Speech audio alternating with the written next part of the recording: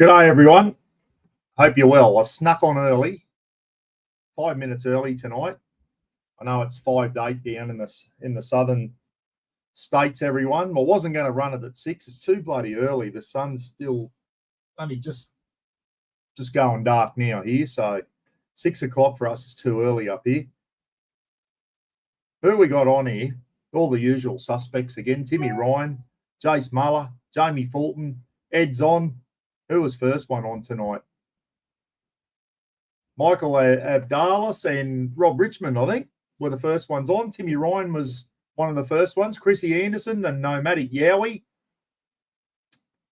Chrissy's donated a bloody great prize. You'll see that in a minute, everyone, for the Christmas live feed. Give us a thumbs up if you can hear me and see me okay. Guys, make sure No, I'm not muted. That's good. I didn't mute it and forget to take it off like I normally do. Going to do one day. G'day, mate. How are you? Hope you're having a great day. I did bugger all today, to tell you the truth. I had a very, very slack day, everyone. I've got to make up for it tomorrow. I might have to get in the garden tomorrow and bloody clean the front garden up a bit. Bloody palm fronds and everything everywhere. So, who else we got on? Wixie, g'day, mate. How are you? Hope you're well. Lukey Reed down in Tassie. G'day, mate.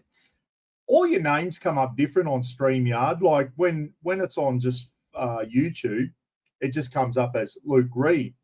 But on StreamYard, Lukey, it comes up with Luke Reed 1870. So I don't know. It's something to do with StreamYard. Must use your full YouTube name or something there. Who else we got on? Cal's on. G'day. Oh, Cole, sorry. Oh, Cole. Bloody hell. I need my eyes checked, guys. Phil McCavity. 5 in, 1 hour to go. No, it's only going to be a couple of hours tonight, mate. Got a couple of special guests coming on a bit later on. Everyone, should be a good night. I haven't really got much of an agenda. Oh, yes, I have. I shouldn't say that. I've got an agenda tonight. It's to tell you all about, give an update on the Christmas thing. And not just my Christmas thing, guys. Thing. I've got to stop saying that. Thing. That ping there. Bloody hell. Greggy Campbell, g'day, mate. How's the show going with Jean? Hope that's all going well down there.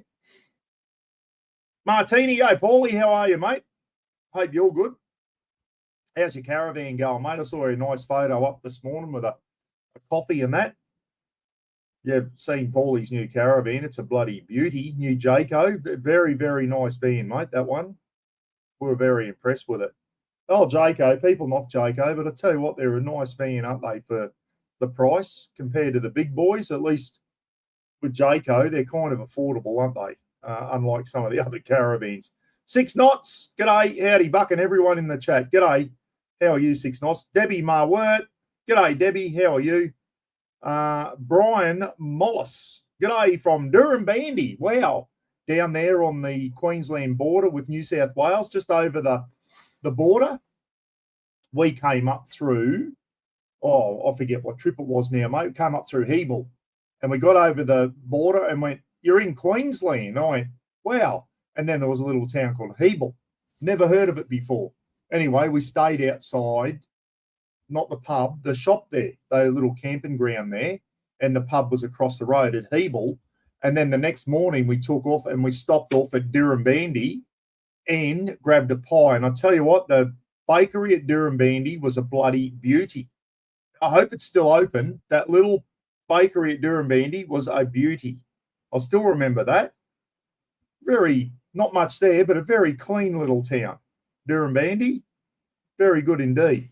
And Hebel, that was, we were going to stay at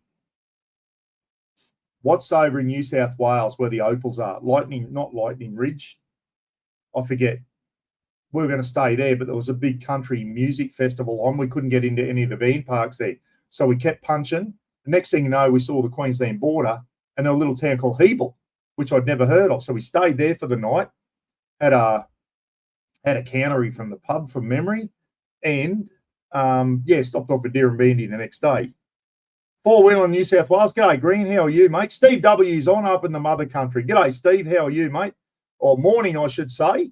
Morning all from the mother country. It's 10 hours, probably back to 10 hours early morning up in the UK. Dicko's Destinations. Hope you're well, Steve. You and the family. Hope everything's going with Kath. G'day from Harvey Bay. Kath in Harvey Bay. Rod Mahoney. G'day, Rod. How are you, mate? Who else we got that I haven't said g'day to yet? Lorna. Andy Riches, another one up in the mother country. G'day, Andy. How are you? G'day, fellow diddly donks. How is everyone? We're all going good, Andy. 9 o'clock, is it? Righto. Yeah, 7 o'clock here, 9 o'clock there. Back to 10 hours. I think you had just come off daylight savings time, Steve, which confused me because Queensland generally is always 10 hours ahead of Greenwich Mean Time, which is England. But I think he's just had British summer, just come out of British summertime. So another place that has that silly bloody daylight savings like they currently on down in the southern states here in Australia. We don't entertain that bloody daylight savings here. We just keep the same time, 365 of the year. Who else we got here? Bella Jess. Oh, that moved just as I went to read it. Bella Jess 100. Good evening, Buck and Legends. G'day, Bella. How are you? Lisa Rollins. G'day, Lisa. How are you? Toddy Higginson's on. G'day. G'day, Buckaroo. Came last in the Melbourne Cup. Yeah, everyone's going. I don't normally punt, guys. I don't normally have a punt. And everyone's going, get on Buckaroo. And I put 25 each way on him. He come last.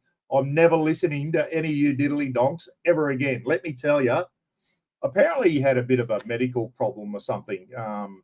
He got second in the Cox Plate, guys. So he's, I don't know, something must have happened to Buckaroo on that thing besides just being a slug and being slow. But he got second in the Cox Plate. Normally, if you go all right in the Cox Plate, you're usually up there and abouts in the Melbourne Cup. But someone, I got a message saying he had some sort of medical issue, which is why he came last. So anyway, poor Buckaroo. He's had a couple of good runs, that horse, but hopefully he recovers and can get back into it now. But I'm never listening to you guys ever again, let me tell you. Bloody hell. I'm not sure how many we got on. 114. Wow. Now, listen, I've got a couple of special guests coming on tonight, but before they do, everyone, hopefully the first one is going to come on soon as I finish going through my Christmas prizes. What I want to do, everyone, is give you a quick update on my Christmas prizes. This isn't the final list. Now, listen, if you're out there, guys, I've had a lot of great people wanting to give me $100 to buy a gift card. I think we've got enough of them now, and I really appreciate it. I've still got a couple of prizes in the wind, so this isn't the final list. It's pretty impressive at the moment, but we'll go through it anyway. So I'm going to add it to the stage. Nick No, g'day, mate. How are you? Phil Taylor, g'day, Phil. Hope you're good. Russie Doog, they're all starting to come in now. Add to stage. Here we go, everyone. Do you want me to? I'll make it bigger so you can see it. So let's go through the prizes so far for the Christmas thing, which is going to be on the Christmas thing. There you go. I should fine myself for Legends for Charity, $5 every time I say thing instead of the actual word I'm supposed to say. That's a bad habit of mine. I say it all the time when I watch my clips in that back. I say thing. In the thing there. Or the oopty-doop or the thingy what's it. No, it's a bloody shocking. The Christmas, what am I going to call it? It's the Christmas live feed. And I've already had someone go, if it's a raffle, you have to register and all this shit. It's like, piss off. It's not a friggin' raffle. I'm not selling it because there's money exchanging, but there's a way around. It's not a friggin' raffle, guys. What it's going to be is a trivia night. You got to answer a question to be able to win the prizes, okay?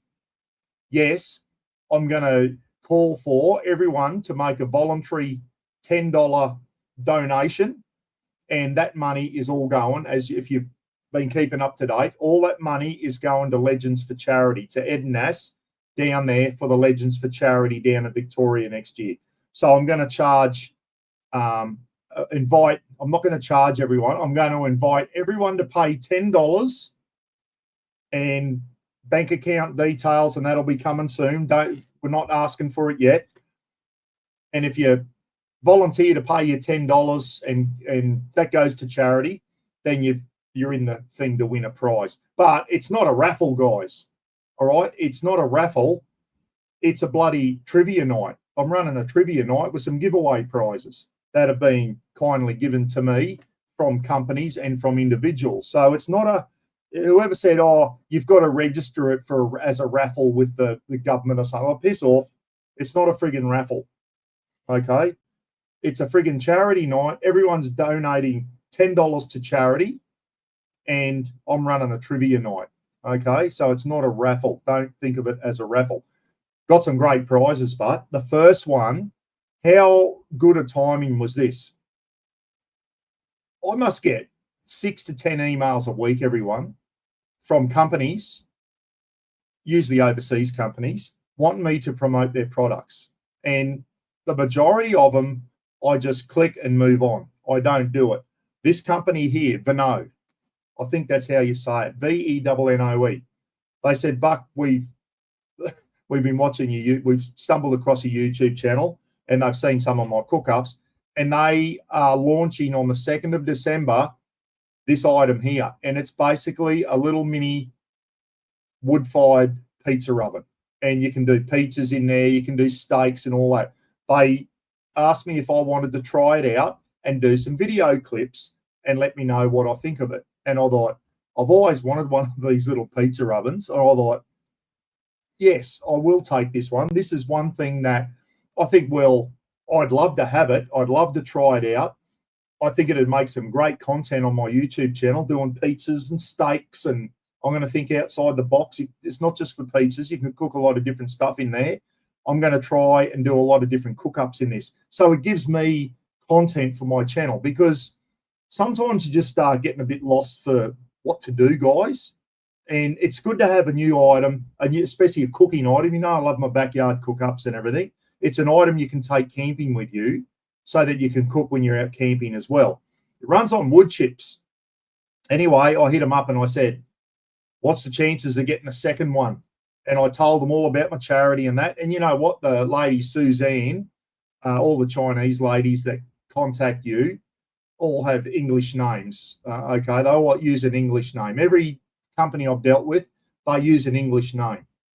And she said, we'd love to give you a second one as a prize giveaway.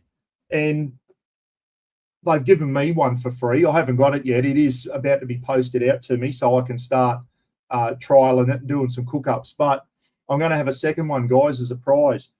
Now, I'll tell you what, it sounds pretty good. I've been reading a lot of their emails and that.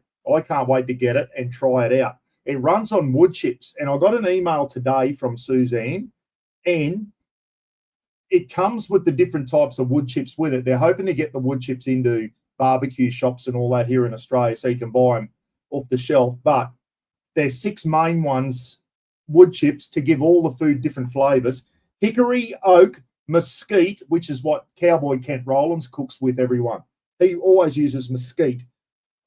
Hickory, oak, mesquite, maple, cherry, and apple wood. So they're all different types of woods from fruit trees, and they use the different types of wood.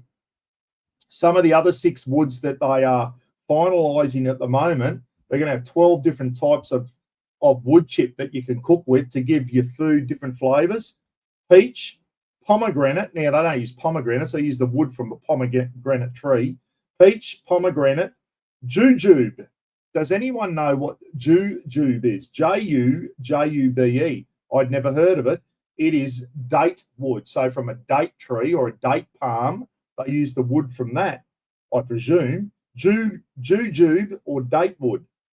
Pear, lychee, and grape wood. So the grapevine has like thick wooden thing. They probably use old grapevines and chop the thick trunk of that up and use that and chip that and use that as wood chips. So 12 different flavors there on that oven. I'll tell you what, that little pizza oven, that is going to be a beauty, and I cannot wait to try it. So that's now how we're going to run this, everyone. I'm not going to run it and go, this is for the pizza oven. I'm going to run it, and the first name out of the barrel, the very first trivia question that night, whoever wins that gets to pick out of all these prizes I'm showing you. And there's going to be extras. There's still more prizes coming. You get to pick what you want. Not everyone might want a wood-fired pizza oven. You might already own an uni and don't need it, okay? But what I am going to do, everyone, is the first 5 or 6 questions on the night are going to be quite difficult.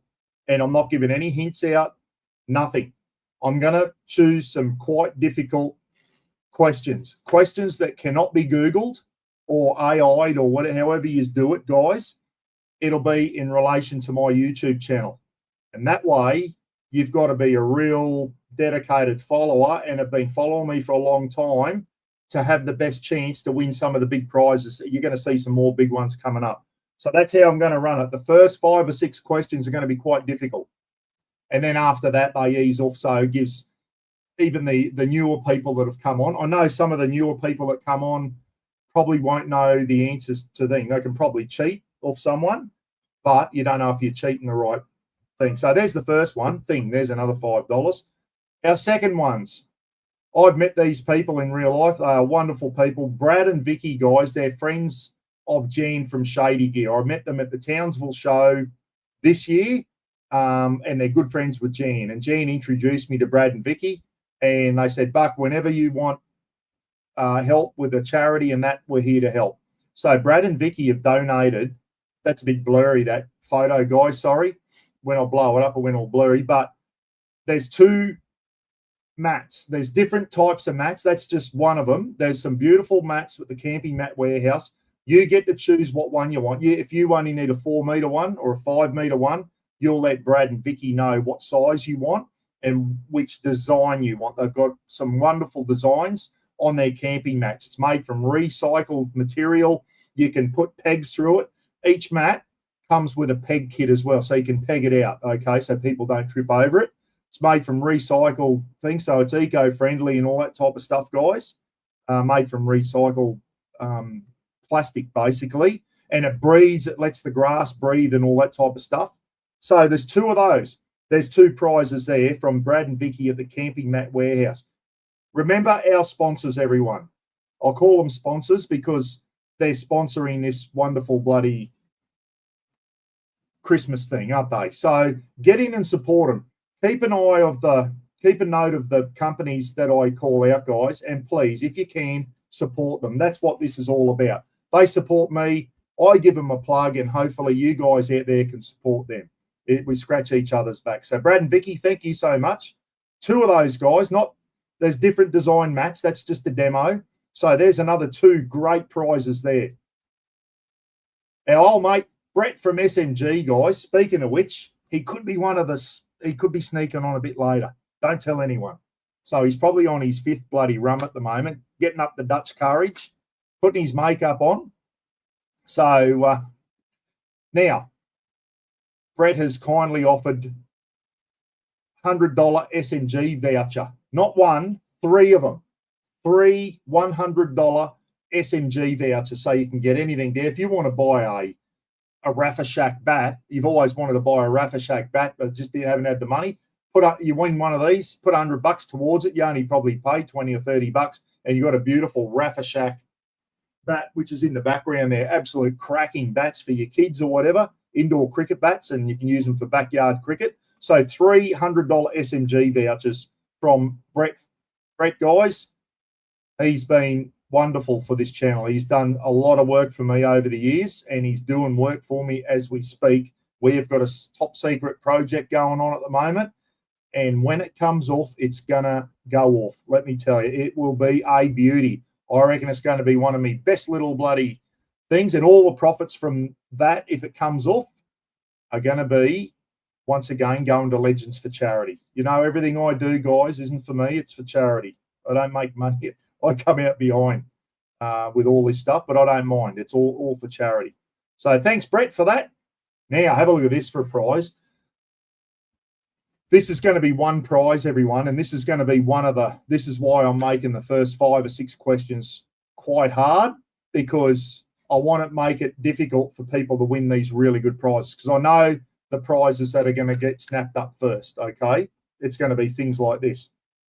Our good mates at Lead Time, our good friends at Lead Time have donated, and I've got one of these, guys, these bloody Lead Time battery chargers for lithium batteries. They are brilliant. They are very, very good.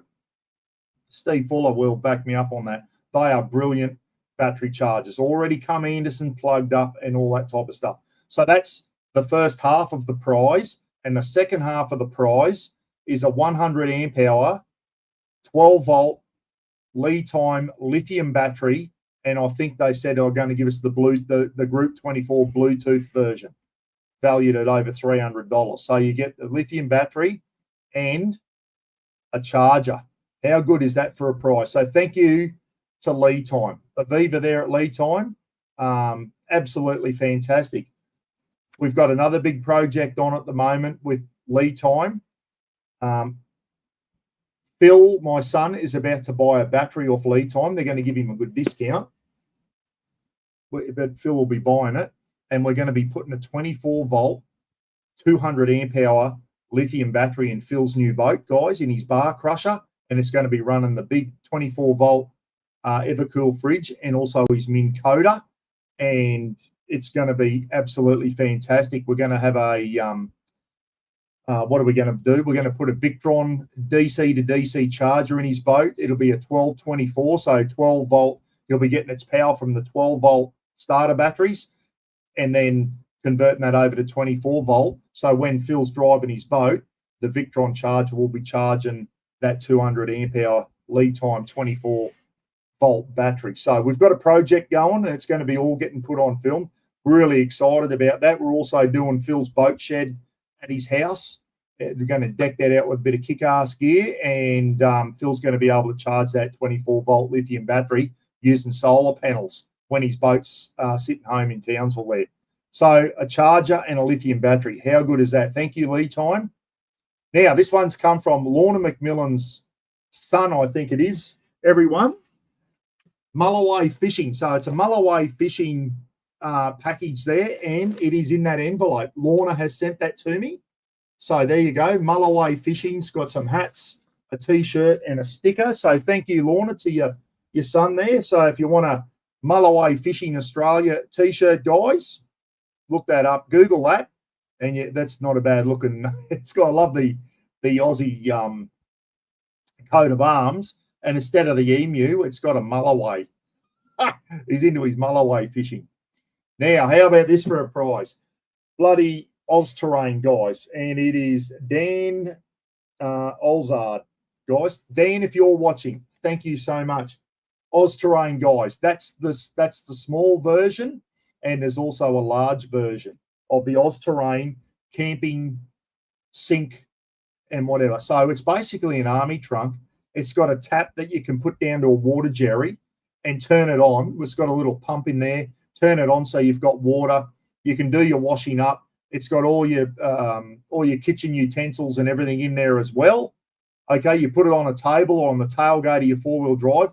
That's the half size. There's also a full size. So Dan has offered us the half size, and I'm sure if you win that and get onto Dan, you can pay the extra and probably get the full size if you want. The full size has also got a butane burner and all that type of stuff. So that's a little camping kitchen, complete with kitchen sink, guys. How about that? Thank you to Oz Terrain.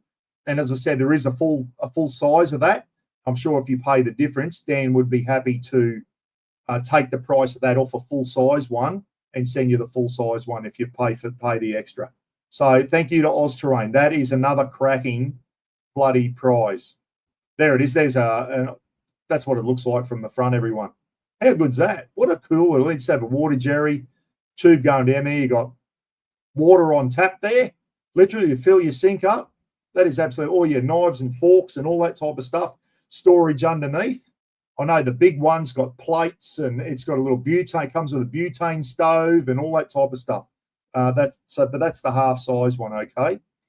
Now, our good mate, everyone, Rob Richmond, everyone, as we know, works at Kickass. Rob has purchased this out of his own back pocket, everyone, to donate to the Christmas thing. So thank you so much, Rob. And he might come on later for a quick chat too, everyone. Rob might come on. So this is the first one, Rob. So this is a prize by itself. It's the Kickass 600-watt little cooktop, little electric cooktop, so you can run it off a little power station or a 1,000-watt inverter or whatever, and that's a little electric Kickass barbecue. So there's another prize donated by Rob Richmond, everyone. The next one, another Kickass product, that's the misting fan. Tell you what, I could do with one of them today. It's bloody hot up here. Ed reckons it's got to 11 in Victoria today. It was over 30. It was quite a warm day here today. I'm sitting here with the aircon on. That ice cube keeps blocking the bloody. There may or may not be vodka, lime, and soda in that Horizon Touring cup, everyone. So the misting fan, you put the water in the bottom there, turn him on, and that keeps you cool out camping. Probably not something you'd put in your swag or whatever, but when you're sitting out camping and it's bloody hot, i.e. you're up here in North Queensland, and you want to cool down, just put that on the table beside you, and it sprays a bit of water out, and it's like a misting fan, and it keeps you really cool. Be great out on a fishing boat as well. Thinking the other day, really hot out on Phil's boat, little Kickass misting fan like that would have been perfect the other day out on Phil's boat. Another prize there, guys, a Kickass misting fan. This one here, I've been eyeing these off, thinking of buying a couple of these for the caravan. A little bloody Kickass rechargeable ceiling fan. They're only little ones. You can hang them up in your swag or your tent or whatever, and get a bit of air circulating in your swag or your caravan, your camper trailer, whatever it may be. And they're rechargeable, everyone. So a Kickass rechargeable fan, and it's like a mini ceiling fan, and it's rechargeable. What a wonderful idea that is. That'd be brilliant. We got 2 single beds in the caravan, and I've got a place to hang. I'll get 2 of those and hang them above, and if it gets a bit hot at night and we haven't got the aircon on, turn that fan on, and we've got Roz and I have got a little bloody fan above our heads. That'd be absolutely fantastic. So another one from Rob, and these things here are brilliant. They are, when you're out roughing it in camping, guys, what you can do, you get a steel bucket, fill it up with water, put it in the fire, warm the water up, and then all you do is throw the end of that in. It's a lithium. It's got a little lithium battery in it. It's rechargeable. You just turn it on, put one end in the bucket, and then just put the other. And then how quick and easy is that? The boys had one of those up at Cape York when we were there, and we were out for 3 days or whatever up there at the Bazant River, and all the boys were showering at night, and that thing lasted the whole time, the lithium battery in there. So a Kickass portable lithium camp shower, guys. So you don't need to plug it in to 12 volts or anything. It's rechargeable. The battery's in the thing there. So a lot quicker and easier. Once again, donated by Rob. Thanks, Rob. Absolute beauty. Maria and Roberto Nobili, guys, have donated a $50 BCF card. So thank you to Maria and Robert for donating $50. And they said put it towards a BCF card. So there you go, guys. This one here, Craig from Out There Touring, has given us one of his merch packs, guys, which includes, Craig's got onto it too. He's got onto the Pilbara shirts. How good does the black one look with his colourful Out There Touring logo? That looks really smart, doesn't it?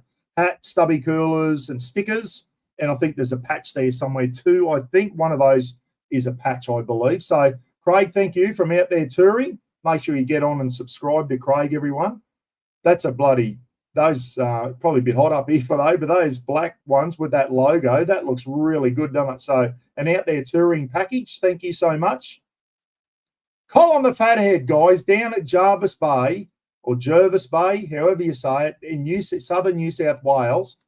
This one here would be for someone who lives in southern New South Wales or northern Victoria. Colin the Fathead. Cole is a butcher, guys, and works at Beresford's Quality Meats in Jervis Bay. What a beautiful part of the world. $250 meat tray from Beresford's Quality Meats, guys. You'll have to pick that up yourself. So this would be a prize where if you live south of Sydney or whatever, you can do a day trip down, see Cole, and pick up a $250 meat tray. Absolute bloody great. $250 a lot of meat, guys. And around be just after Christmas, so they'll have some deboned Christmas hams and that you can throw in the Weber. Be absolutely fantastic. So Cole, if you're watching, and the Fathead, if you're wondering, is Cole's dog. So Cole, has kindly, and Beresford Meats, I think Cole approached his boss and they're donating a $250 meat tray. But you've got to pick it up from Jarvis Bay. And if you live a few hours from there or even a bloody 4-hour drive, why not make a day of it? Go down, stay overnight at beautiful Jarvis Bay or Huskinson or somewhere like that around that area. Pick your $250 meat tray up. Make sure you've got a nice big esky or something to put it in. So there you go. Thanks, Cole. Paul and Louise George have donated I think that's a $100 super cheap card, everyone. So $100 super cheap card, thanks to Paul and Louise George. How good's this community? Hazel and Lewis Kudlak, guys, over in West Aussie, have donated a $150 BCF card. Thank you, Hazel and Lewis. Really, really good community members. Still haven't met up to them. They stood me up when I went over to the Perth Four-Wheel Drive show. They didn't turn up. I was hoping to meet Lewis over there. I didn't get to meet him. But anyway, they've been fantastic supporters of this channel for many years now. Thank you so much, guys. Chrissy Anderson, guys, the nomadic Yowie, I'm about to sneeze, I think. He has donated a survival snakebite kit, guys. You know how I keep cracking on about making sure you've got a snakebite kit in your car if you go camping, boating, or whatever. You're tagged by a snake in this country and it's one of the bad boys, you're in deep shit. And if you do not apply the pressure immobilization technique, the pit thing, you're a fair chance you're going to die. These are from the King store, guys, but they are from the Survival brand. And I'll tell you what, Survival make some of the best first aid kits and snakebite kits on the market, and Kings are stocking them. So, Chris, thank you so much. That's valued at $100, guys. That snakebite kit. That is a must. If you go hiking or camping, you must have a snakebite kit in your four-wheel drive, guys. If you haven't, you're mad. You really are. Imagine one of your kids collecting some firewood for the campfire and getting tagged by a bloody eastern brown or a tiger snake or something. They're in deep shit if you're not close to a hospital and you don't get a snakebite bandage on. Okay, so thanks, Chris. That's a great prize, mate. It really is. Lynn and Brett Rogers, just down the road from me in Ingham, everyone. 2 hours down the road in Ingham or near Ingham.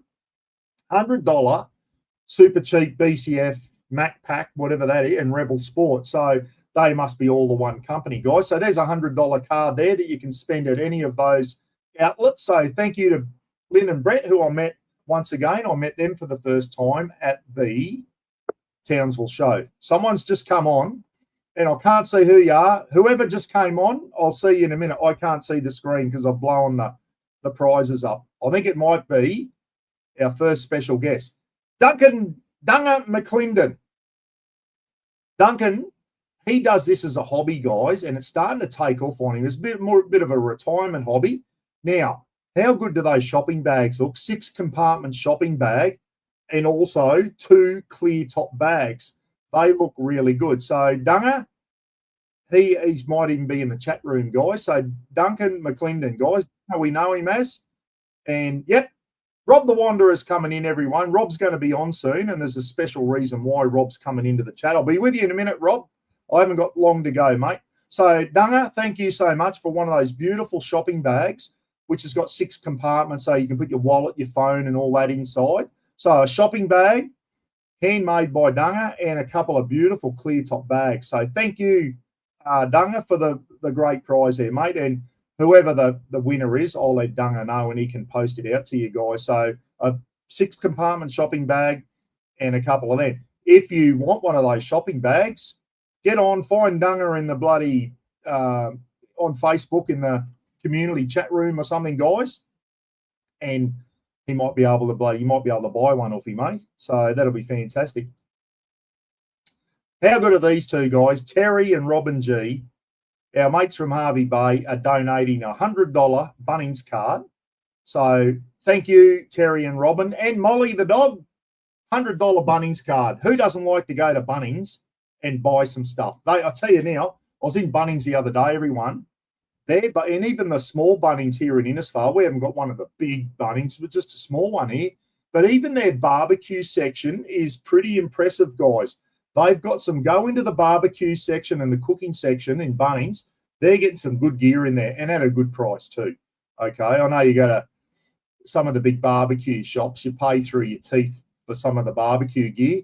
Bunnings barbecue section, the charcoal and all, they bloody tongs and this and scrapers for your grills, and they're getting a really good assortment of barbecuing gear, all your utensils and all that at Bunnings.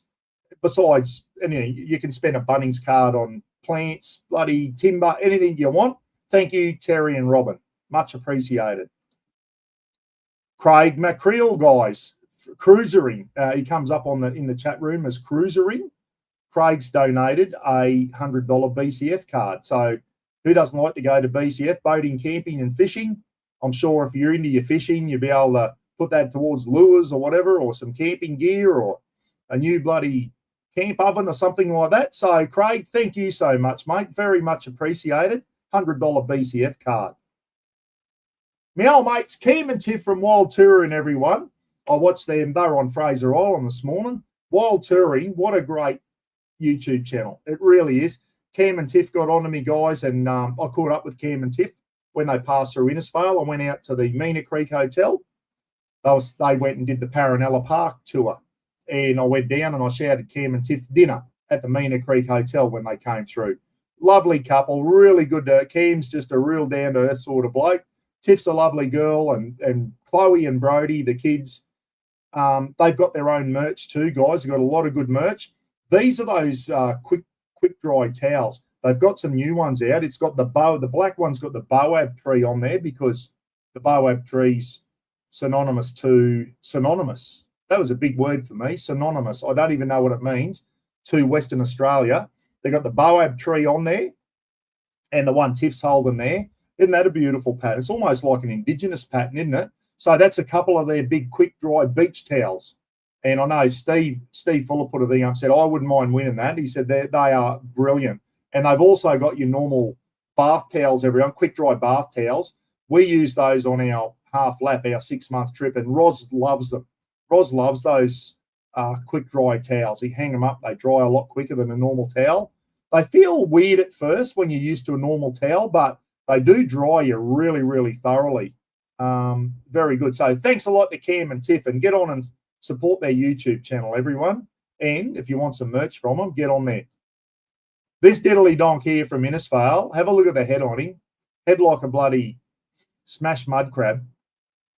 Now, I got them the other day, guys. I've got 3 shirts in getting buckaroonied up at the moment at the sewing shop, and I've got 3 beautiful colours. Not those colours there. I got a brown charcoal colour, which will look really good with that the white writing on there.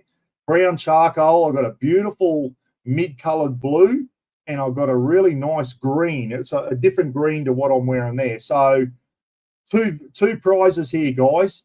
What are they called? Pilbara shirt with the Buckaroony logo on, and a $100 King's voucher. That's one prize. So a shirt and a voucher, a shirt and a voucher. So 2 prizes there, a Buckaroony Pilbara shirt and a King's voucher as one prize. The shirts are going to be double XL, guys. If they're not double X, if you're not double XL, give them to someone who is. So there you go. There's another 2 prizes from that idiot. Ivan and Lisa Rowlands, another bloody legend community members, $100 King's voucher. We all love going to the King's store, don't we? We all love it. So there you go, $100 from Ivan and Lisa. Once again, these 2 here just support our charity, like and Mara and the whole family, guys, just support the there's a few Rowlandses in there. Some of them aren't related to each other. I might have just made that up. But anyway, Ivan and Lisa are bloody legends, and they're always supporting my charities. Thank you so much, guys. $100 King's voucher. You beauty. Now, how about these blokes? These was about 5 diddly donks. The Camping with Mates.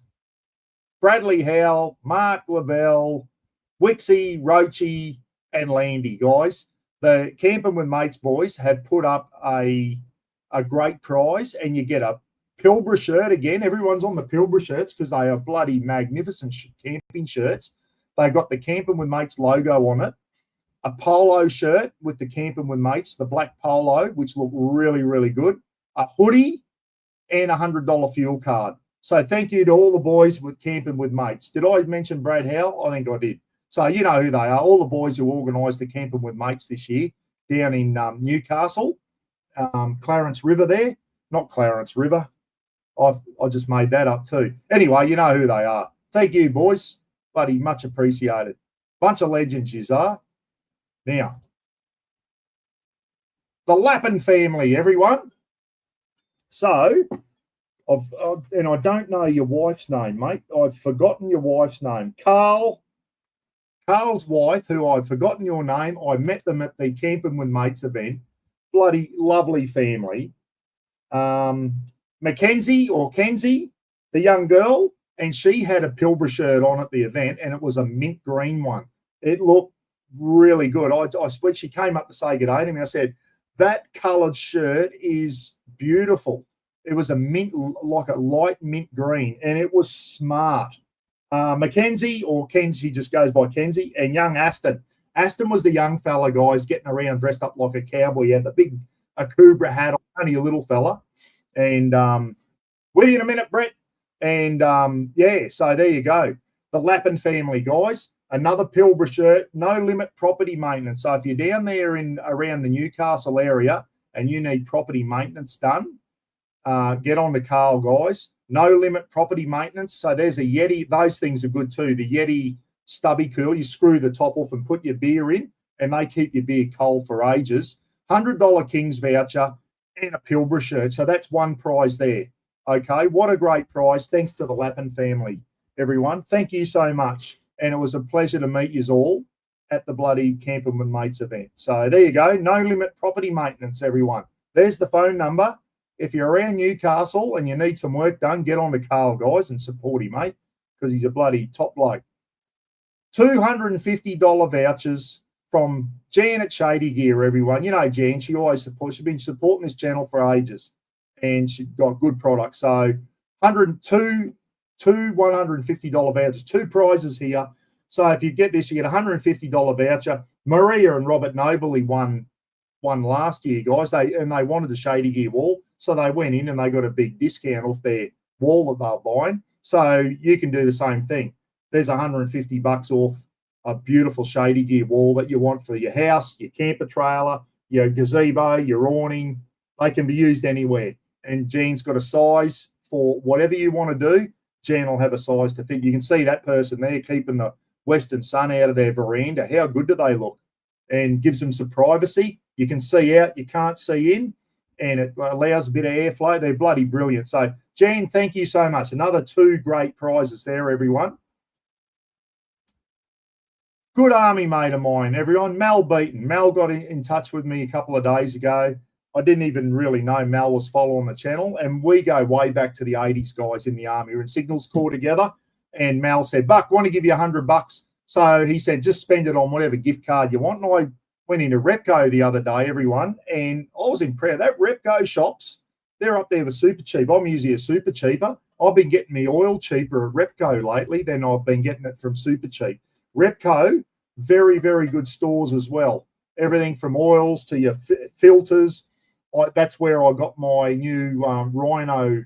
My Rhino roof racks were buggered, guys, and I was sliding around. So I got new ones. I got all that at Repco. And the boys in there at Repco in Innisfail go out of their way to help you out. They're bloody brilliant. So $100 Repco gift card, thanks to my good mate Mel, army mate Mel Beaton, guys. I'll put it up on Facebook today. Mel, if you're watching, thank you so much, mate. And here we go. Some really dear friends of ours. We've become good friends with these two over the years. Hein and Nettie Herselman, our Safa mates, $100 Kings voucher. Hein doesn't mind sneaking in that Kings himself. So there you go. Hein and Nettie, guys. Hein and Nettie, if you went to the Harvey Bay event, we're on the Bordervors stand along with Keithy Surf and Sebastian and a few others. Our Safa mate, they were down in Safa Corner and they were cooking up hundreds of Bordervors and Chuckalaka and Mealy Pup and all that type of stuff. So Hein and Nettie are going to give us a $100 Kings voucher as well. So how good is that? That's 30 slides, and I think that's the end of it at the moment. There's more to come, guys, and I'll be with you in a minute, boys. Sorry to keep you waiting. You know how I roll.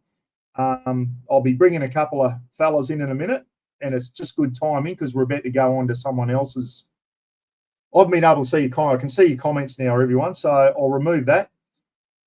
Now, just quickly before I bring Rob and Brett into the chat room, everyone, I got onto Aviva from Blue Eddy.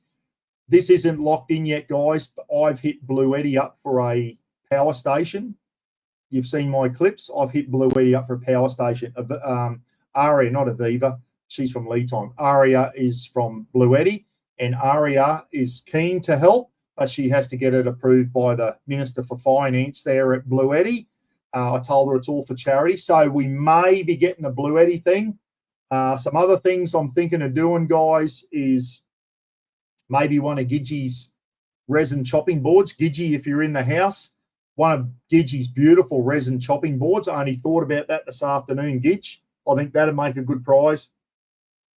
Gidgey is going to try and get rid of the remaining clothing stock he's got at real cheap price, and every cent of that is going to go towards a Barbecues Galore or something, a $500 Barbecues Galore voucher, so you can buy a Weber or something like that, everyone. So, and Mum, I'm going to ask Mum to do up a beautiful big one of her crocheted rugs in your favourite footy team colours or whatever. So there's more prizes coming, everyone.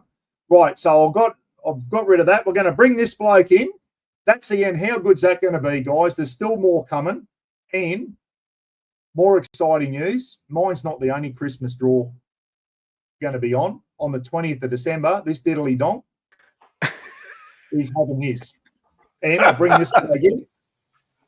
Brett from SNG and Rob the Wanderer. Welcome, fellas. Sorry for waiting. G'day, Brett. How are you, Rob? I've drank Yeah, six. good to see you, mate. I've drank 6 rums waiting for him. Dead set. Well, I had a lot of prizes to get through, mate. Did you see them all? There's some good ones. I tell you, if we can crack one of those Blue Eddy power stations as a prize. But how good's Oz Terrain's bloody little portable camping kitchen there, the Lead Time lithium battery and charger, that pizza oven. There's some cracking prizes in there, and that's why the first few answers, the first few questions, guys, are going to be very hard because I want to really narrow it down, and only the people who have really been following my channel for a long time will probably get the answer right, unless you cheat off Mark Lavelle, everyone. So, yeah. How you going, Brett? You're the man of the moment. You're the most wanted man on YouTube at the moment. You're on the bloody Legends for Charity last now. Now you're on mine. I've got 5 followers, so on my YouTube channel, 5 followers. So that ain't happening. But I did have 3.3K views on one of my dog videos that I put up. You know those short things. Everyone, if you want to see one of Brett's male husky humping the female, get on and subscribe to his channel. SMG Sports, isn't it? Malamutes, not huskies. Oh, Malamutes, not huskies. They're huskies on steroids. I couldn't afford the huskies. Oh, huskies, Malamutes are a big dog. Hey, what a deer! Yeah, my male one I got from South Australia. He was 3,400 from South Australia. If he's from South Aussie, he's bound to be a dud, mate. Yeah, and the girl, she's from Jimboomba, and she was 2,800. So they're not cheap. They're not a cheap dog. They're a beautiful big dog. What's the difference between a husky and a Malamute, mate? It's their ears, the eye colour, and the size of them. A husky is more smaller. Yes, Malamute are a big dog. Smaller. Yeah, so Malamute way bigger. SMG Sports, is that the name of your YouTube channel? Yeah, I think so. If you want to see Brett's dogs mating, everyone, get on to SMG Sports. They're not mating. He's been nutted. He's been nutted like yourself, Buck, back in '92. Yeah. I've just got mine out a few times. Don't you worry about that. Yeah, anyway, so yeah. No, it's bloody they're beautiful dogs, mate. So we'll see if we can get Brett over the 5 subscribers tonight, everyone. We've got to at least get him to 10 subscribers by the end of the night. Get on. Double figures. We want double figures.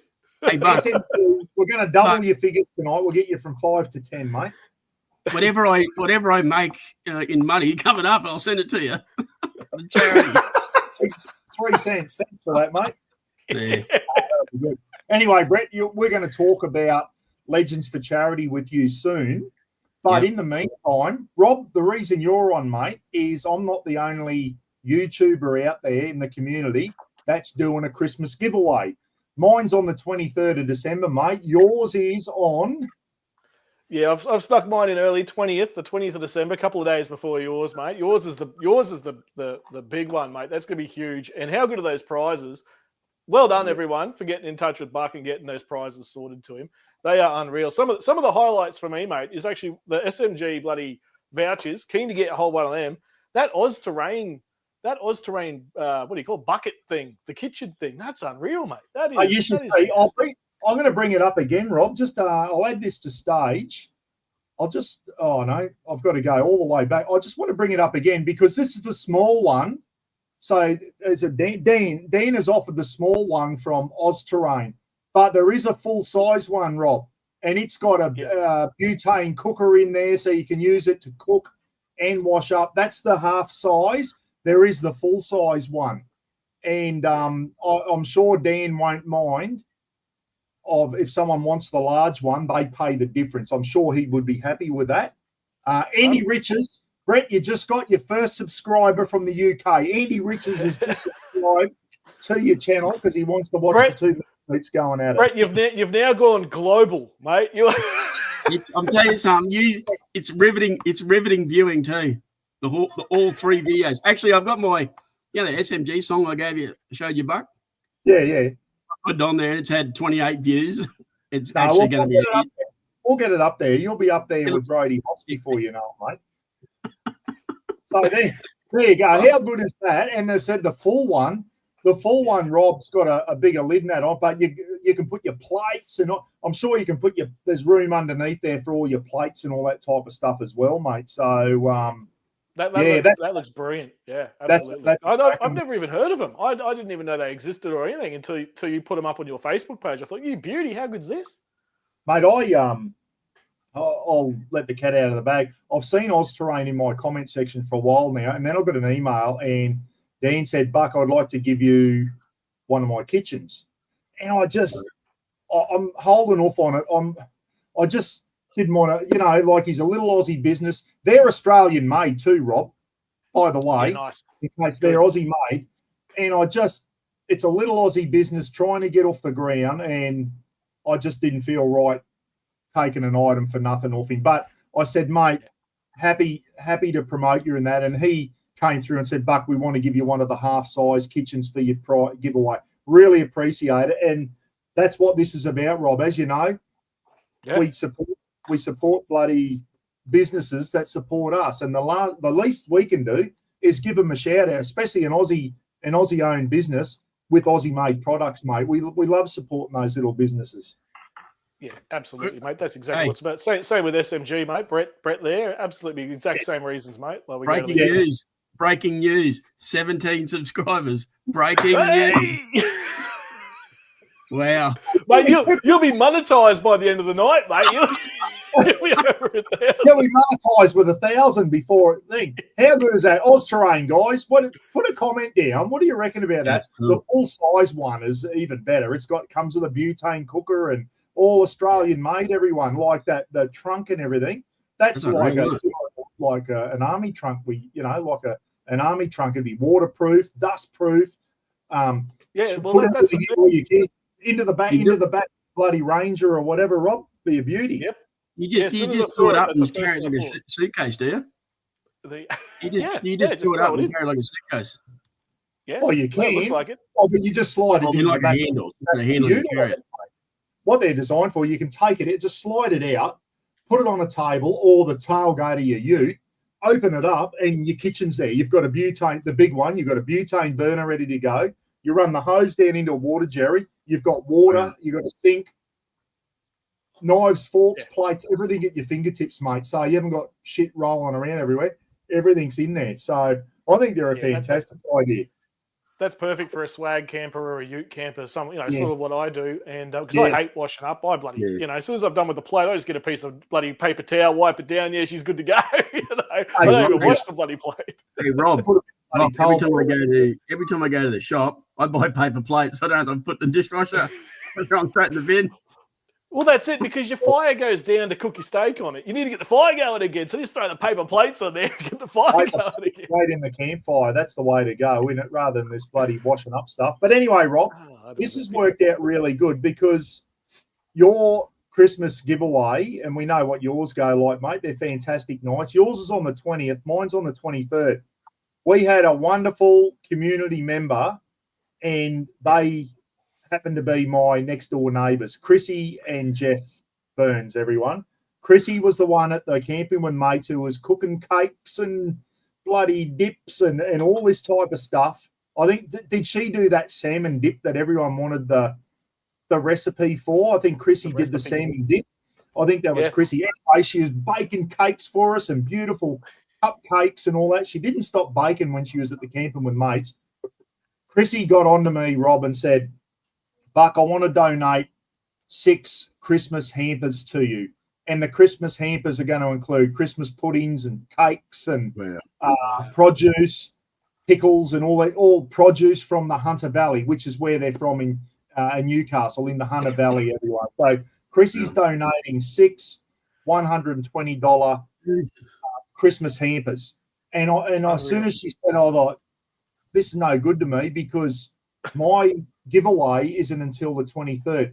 People aren't going to get it for Christmas. And Chrissy said it's something that you need on the Christmas table for Christmas lunch or Christmas dinner.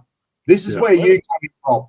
I rang Rob up and I rang Chrissy up. I said, Chrissy, would you mind if we can get Rob to do the 6 Christmas hampers on his live feed? And Rob said, I'd love to do that. Chrissy was happy for that to happen. And it gives us time, Rob, to get those hampers to people for Christmas Day. No, I couldn't have done it on my channel. So, and the other dilemma... There's physically no time. There's no time for you to get it out. That's the thing, right? Yeah. The other dilemma we had was, how do we get them from bloody Newcastle to Brisbane for you?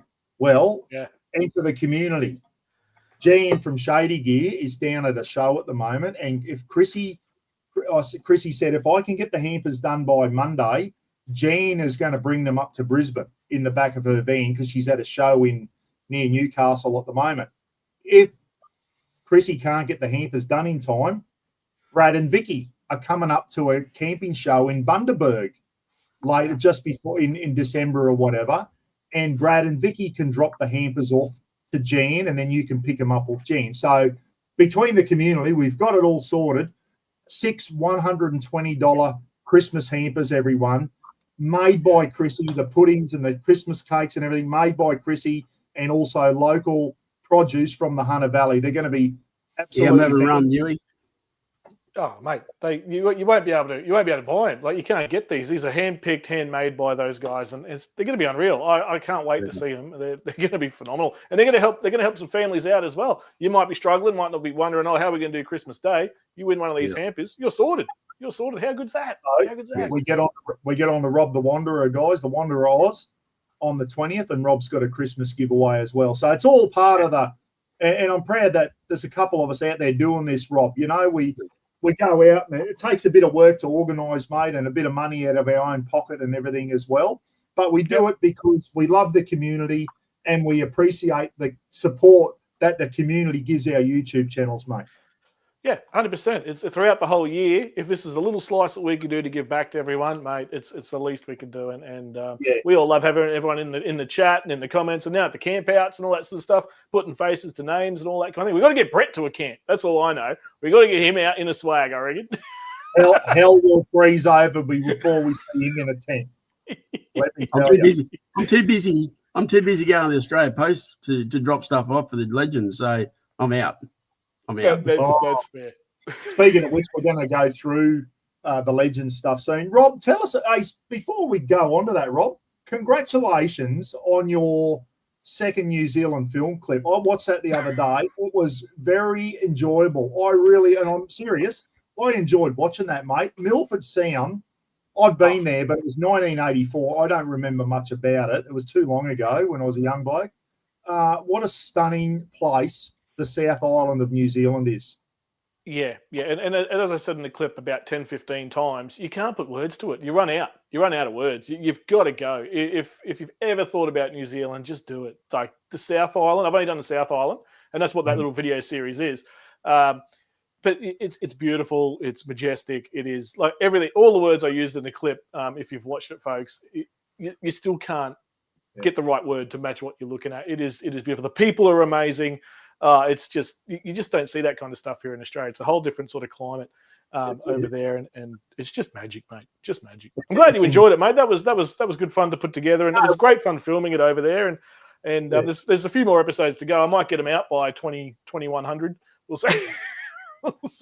You're friggin' hopeless. I'll tell you what, you are very, and it's probably because of the job you're in, you're very, very good at editing and talking and all that. Your film clips are good, mate, and I wish you'd do more of them. I know you struggle for time with your job and that, but you're very, very good, mate. That was TV class, I thought, your latest clip. It was fantastic. Thanks, mate. Thanks. I really do appreciate that. And yeah, they take time to put together and all that sort of stuff in the back end, like you would know, and everyone else. Well, most people in the chat here now have some sort of YouTube channel going, which is fantastic, and it takes time. But yeah, work is the problem, and so I find myself doing more live streams than doing editing. Sorry. Because I get home and I'm like, I've got a night off here. Quick, I'll jump on and go live, right? Because I want to talk to people and catch up with everyone. And so then you end up not doing any editing on any videos. So you end up doing the live streams all the time, which is fantastic. Beauty. Lady of the moment, Chrissy Burns, everyone. Absolute legend. I met Chrissy and Jeff. They're our next door neighbour. Roz and I, next door neighbours at the Camper with Mates. Absolute lovely people. And stay tuned because I've got something to show you later on, guys, and it's a few photos. Chrissy and Jeff are selling their camper van, and it is a beauty. So I said to Chris, I'll show you show the community some photos because there might be someone out there that will go, I know someone who wants something like that. So stand by, Chrissy. Thanks, Rob. Really appreciate the help. If we can and help people, that's what life is all about. And I know Chrissy, I don't know her real well, guys, but I spoke to her enough times at that camp to know that Chrissy is just a wonderful person and would do anything to help anyone in the community, and can cook, can bake, and did not put the bloody mixmaster down the whole weekend. She kept coming over to our caravan. I got more cakes for you. Oh, Chrissy, we got no room in our fridge. So it's full of bloody cakes and stuff. She was bringing it over to her. We put on about 30 kilo on that trip thanks to Chrissy's cakes and everything. They were bloody beautiful. But let's give Chrissy a thumbs up, and Jeff. Chrissy's got a busted wing at the moment, and Jeff's been doing all the mixing for her. 6 beautiful Christmas hampers coming your way, Rob. That is phenomenal. I think she's some extras in for yourself and all that too, mate. But and either Jan or probably Brad and Vicky will be bringing them up to Brisbane, and you'll pick them up off Jan in Brisbane. So there you go. What a great community, and that's what this is all about, Brad. Hey, Rob, make sure you give them out. Don't just keep them for the next 6 Christmases. I won't fit in this shirt. I tell you. We're going ho ho ho in his Christmas. His buttons will be popping.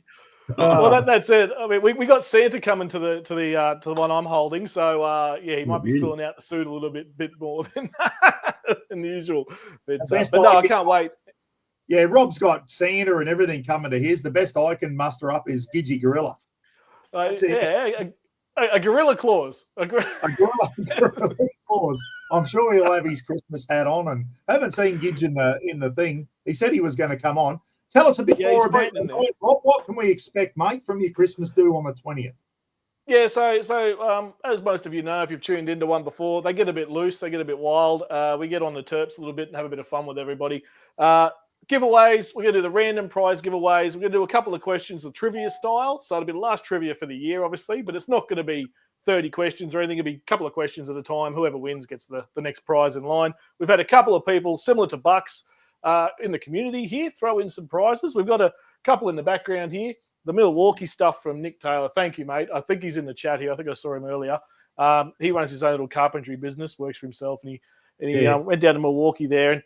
And And that's a couple of $100 worth of kit there. They're cooler bags from Milwaukee. I've put some photos and stuff up on Facebook. Check them out.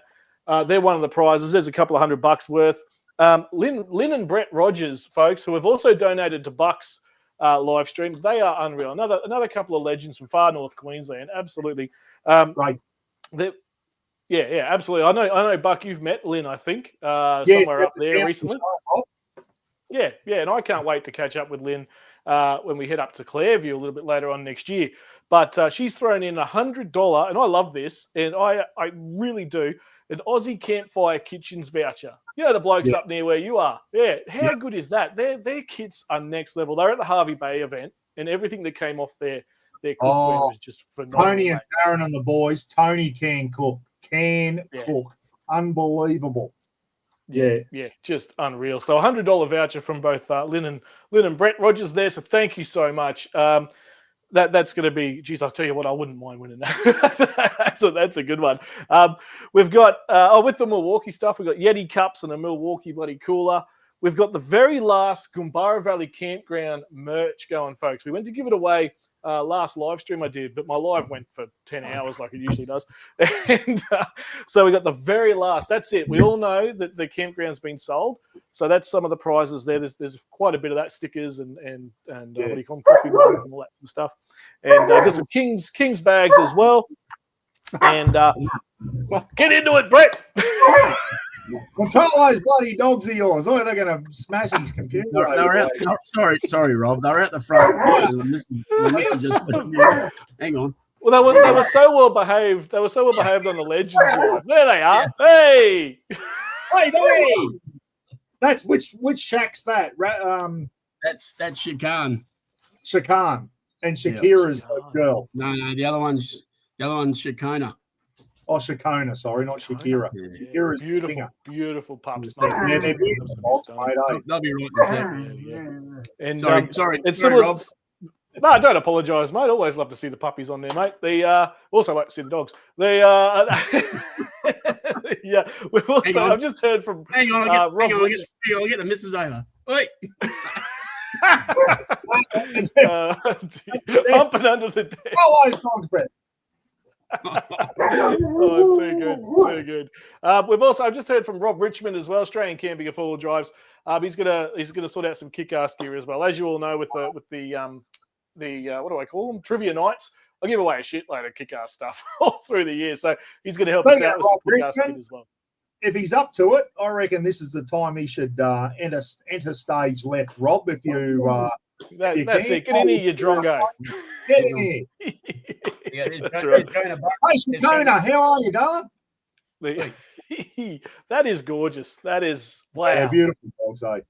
They're good, eh? It doesn't matter what breed of dog you got. They're just the best companions, and that's why I'm supporting bloody animal shelters and that, mate. Every dog deserves to have a loving home, like I give Rafa and Brett gives his dogs. You know, every dog should experience that, and some of the poor things end up getting euthanized because no one wants them. You know, it's bullshit. It really is. And that's why all of us support places like Southern Downs Arc, right? They've gone through some weird, crazy stuff with some dogs out there lately.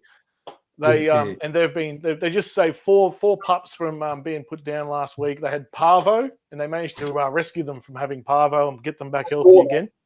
Yeah, fantastic.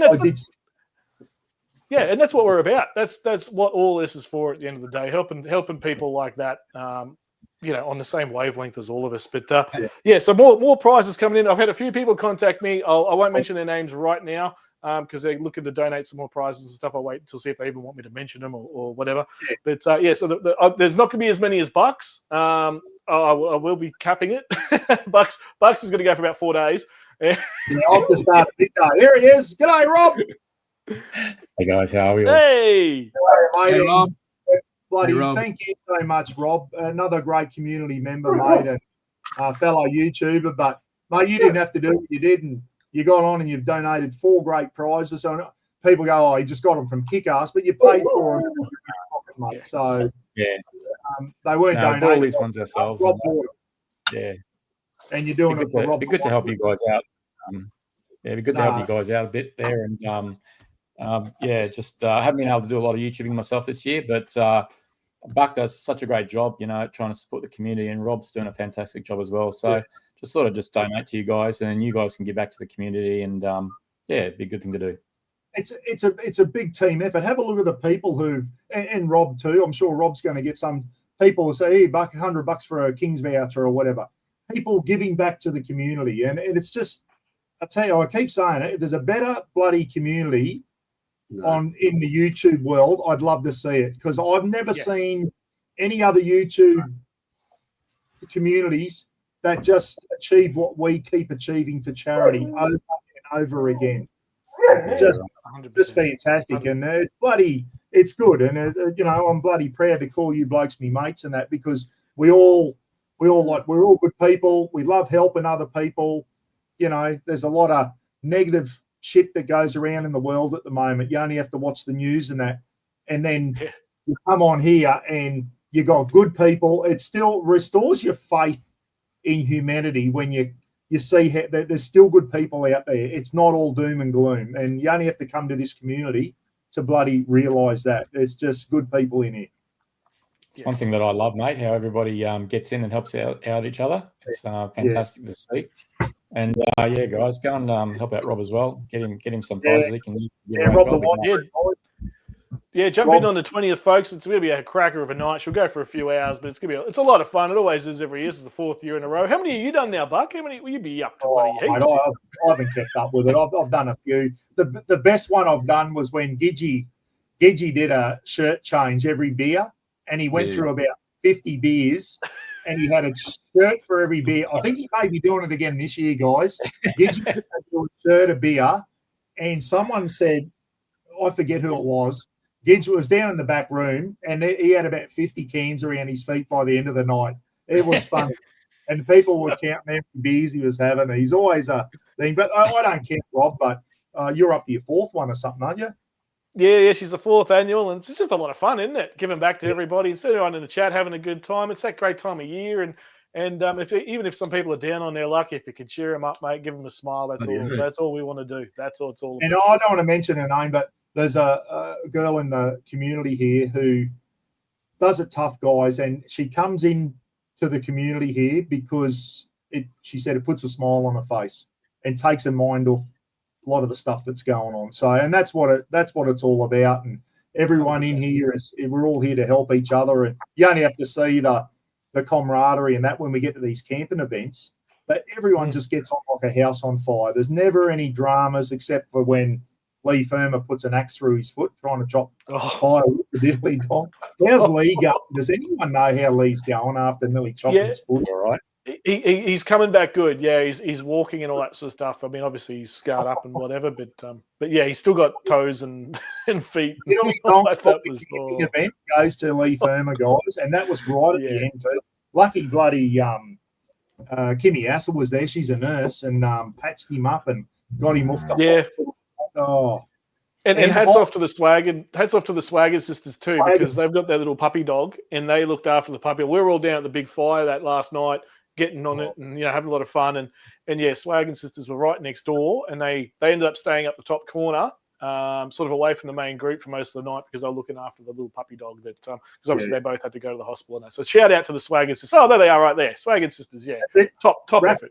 Rafa's girlfriend Kenzie, Rafa loves Kenzie. It's freaking out, big storm. Rory's flat out snoring and doing good to hear Rory's going okay. He's had a terrible health issues. Rory the dog. So it was so good to see them both at the camp out too, both puppies. Yeah. And it's good, and that's what the legend, all our camp ups, I think if anyone ever held a camping event and there was no dogs allowed, it'd be an uproar because everyone loves bringing their best mate. Rafa goes everywhere with us, as you know, and I know the Swagans don't go anywhere without Kenzie and Rory, and there's a heap of other dog owners out there. Yeah. And it's here we go, Marky. Lee's fine with one leg. So there you go. Hey guys, I've got a catastrophe here. I'm empty. I might have to go and get a wine just for Brett. So Rob, keep them entertained. I'm going to go and just top up because it's too early to go yet. I need another vodka, lime and soda. Keep me entertained, Rob. I'll be back in about 2 minutes, mate. Right. While you're gone, John's on. Yeah, go on. Sorry, just quickly. John's on from somewhere in southern Mexico or maybe Guatemala. John's on, guys. He's on a cruise at the moment. Very late here. I can send stuff from the USA. Oh, no, that's all right, John. It's all good, mate. We just appreciate you being in there. But hope you and Dana are enjoying your cruise, mate. And, last I saw, they were in southern Mexico. I think, what's the next one down? Guatemala or something. Guatemala. So, Yep, Panama, all down there. Good time. I'm going to get a drink, lads. Yeah. I used to work on cruise ships back in the day, doing circles around Cuba many, many moons ago in a former lifetime. But while Buck's away, we'll give a shout out to those in the chat who might not know. We've got a couple of lunches coming up in the Camping with Mates crew. So there's one down. I'm not sure where the one in Sydney or New South Wales is. I'm not sure where that one is. But we've got one up here in Queensland at the Royal Hotel, Harrisville, which is in the Scenic Rim, 28th and 29th of November. We've already got a bunch of people already confirmed. I think even the Gidge is coming along, which is going to be a lot of fun. The Asses are going to be there. The Gall family, the Gwynns with Ryder, the Olivers, Nathan Schilling, myself. Rob, are you able to attend that, or are you out and about? Where are you at? Well, I was actually wanting to come along, but unfortunately just clashes with another appointment that I already had.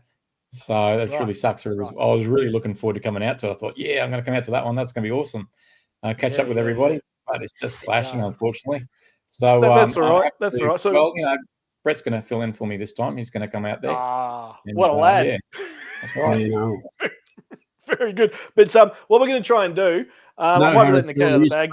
I come from Ipswich, so I know Harrisville well. Oh dear. No, I said I come from Ipswich. I'm not there anymore, Rob. Oh dear.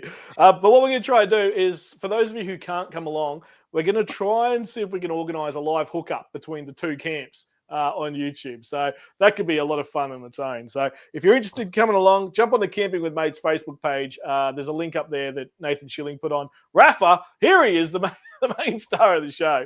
So jump on there. You'll see the post in the Camping with Mates thing, 28th, 29th of November. And I know that we coincide with the one down in New South Wales somewhere. So get along to them. Come on out. Don't be shy.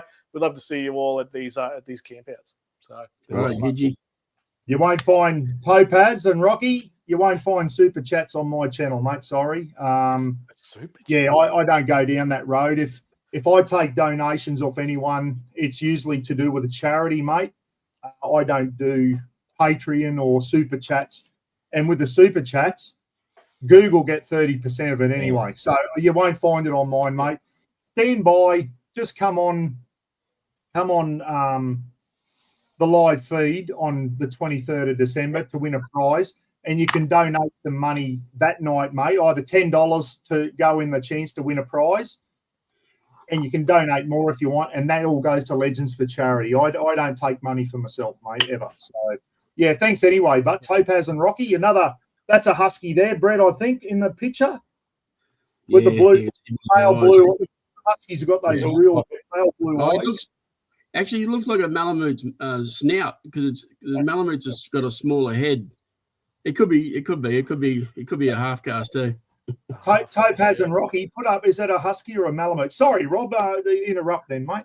Definitely got a husky. I was good. I was done. I was just gonna say, but if you're interested, come along, jump on the Camping with Mates Facebook page and check it out. Yeah, mate. Later on, I'm going to put closer to the event. I'm going to put down the bank account details for everyone to put their $10 in, $10 per YouTube name.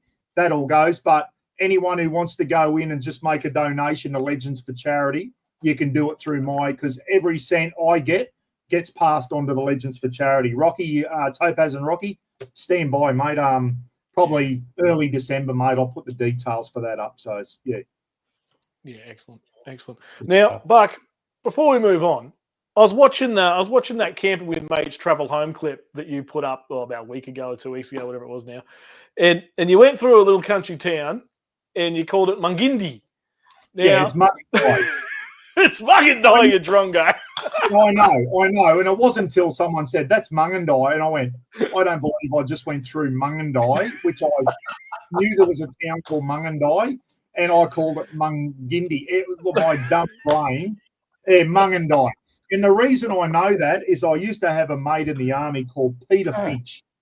Pete's dead now, another one who the black dog got him. And Pete took his own life, everyone, but always used to go pig hunting on his weekends off in the army. And he always named his pig dogs after country towns. And two of his big main pig dogs, Winton and Mungandai. One of his pig dogs was called Mungandai. And it wasn't Brad Howell said, no, it was Phil Taylor said, it's pronounced Mungandai, you idiot. And I just went, I don't believe. I went through Mungandai and called it Mungindi. So, yes, Rob, bloody idiot. That is wild. Rob, that's what happens when you drink too much wine. That's right. That's right. What's in that cup? Years ago, wine. No, he's making out that it's vodka, but I guarantee it's wine. It's probably some $6 cheap shit. White wine with ice cubes. He's making a the slush. passion pop, mate. The passion pop. Everyone loves Passion pop. all the old the cooler bar coolers, mate. Remember those things? Yeah. He's making a slush. Passion pop and Brandavino under the Harvey Bay jetty on a Friday night. Oh my God. Bloody hell. Here we go. Gidgy Gorilla's on. Speaking of rough heads, here's Gidgy Gorilla. Yeah, I know. Gidgy's talking about those little country towns, Rob, coming through there. Stunning, mate. I love those country towns. Went up through Theodore, had the best beef ribs I've ever had in my life at the Theodore pub. And that little pub was about to close, and the locals got together and kept it open, and they get down and support it now, and beautiful feed there. That's why I keep saying on my channel, got to go, get out of the big cities, get out into the country towns and spend some money in them and keep them going, guys. Go to the pub, go to the local coffee shop there. Bloody put a bit of money into these country towns and let's keep them going. We can't. You can't just have Sydney, Melbourne, Brisbane, Gold Coast, Sunshine. You know, they're all thriving and the little country towns going backwards. It's bloody. I'd rather spend me money in the little country towns. Yeah, that Theodore pub, you'll never get a bad feed there. That's a ripper joint, that Theodore. Yeah. Yeah. No matter what you order, she's a beauty. It had a bad storm go through there. You know those supercell storms and that were going through? And Theodore was, I think it went close to getting hammered by one of them supercells. So hopefully, Gundawindi's another nice little town, and Stanthorpe. That whole region. Gundawindi. It's Gundawindi. We used to play Gundawindi. It's Gundawindi, guys. It's pronounced Gundawindi, not Gundawindi. We've got a suburb here in Innisfail called Gundi Ben, Goondi, but it's pronounced Gundi. But Gundawindi, the town, is pronounced Gundawindi. It should be Gun. I don't know how it came up with Gundawindi, spelled like that, but they did. So anyway, you just go with Gundawindi, St. George, Texas, Stanthorpe, that whole area, mate. Just unreal. Cracking. Everyone's got to go to Texas and camp on the Jimerick River. That little free campsite on the Jimerick River is cracking. Absolute cracking little bloody spot. And that little town, I went to school there for a little while in grade 1. That my mum's from Texas. Like means a lot to me, that little bloody town. It's a beautiful, clean little town. It really is. That Texas, you might not even know this, Buck, but Texas, if you go there and you camp at that free camp on the river, and you walk up to the pub, because you can walk there, it's about a 5-10 minute walk. Yeah, you walk up to the pub at Texas Hotel there, have a schooner and a feed and whatever, and you say to the bar, I'm camped down at the river. They'll drive you back to the river. You can get your face, and they drive you back to your camp. Yeah, hey, Buck, my parents are from they were born in Cunnamulla. Oh wow! Hey, yeah. There you go, mate. Now, that's where I got the Akubra, mate. That's where I picked this guy up in Cunnamulla. Here's a story for you. I started primary school in Cunnamulla. Dad was a cop out there from 1971 to 1974. You might be my father. No, I could be. One of my best mates out there in grade 1, his name was Mark Hogan. And I've asked Jason if he's got a cousin called Mark Hogan and was unaware of it. No, Gotta be. Anyway, fast forward. here I am at the School of Signals in 1983, and this bloke comes up to me and goes, "Mate, by any chance did you ever live in Cunnamulla?" And I said, "Yeah." He said, "Mate, we were friends in grade 1." He remembered me from there. Fast forward, he actually passed his SAS selection course, had a very, very bad parachute accident and broke his back when he was in the SAS.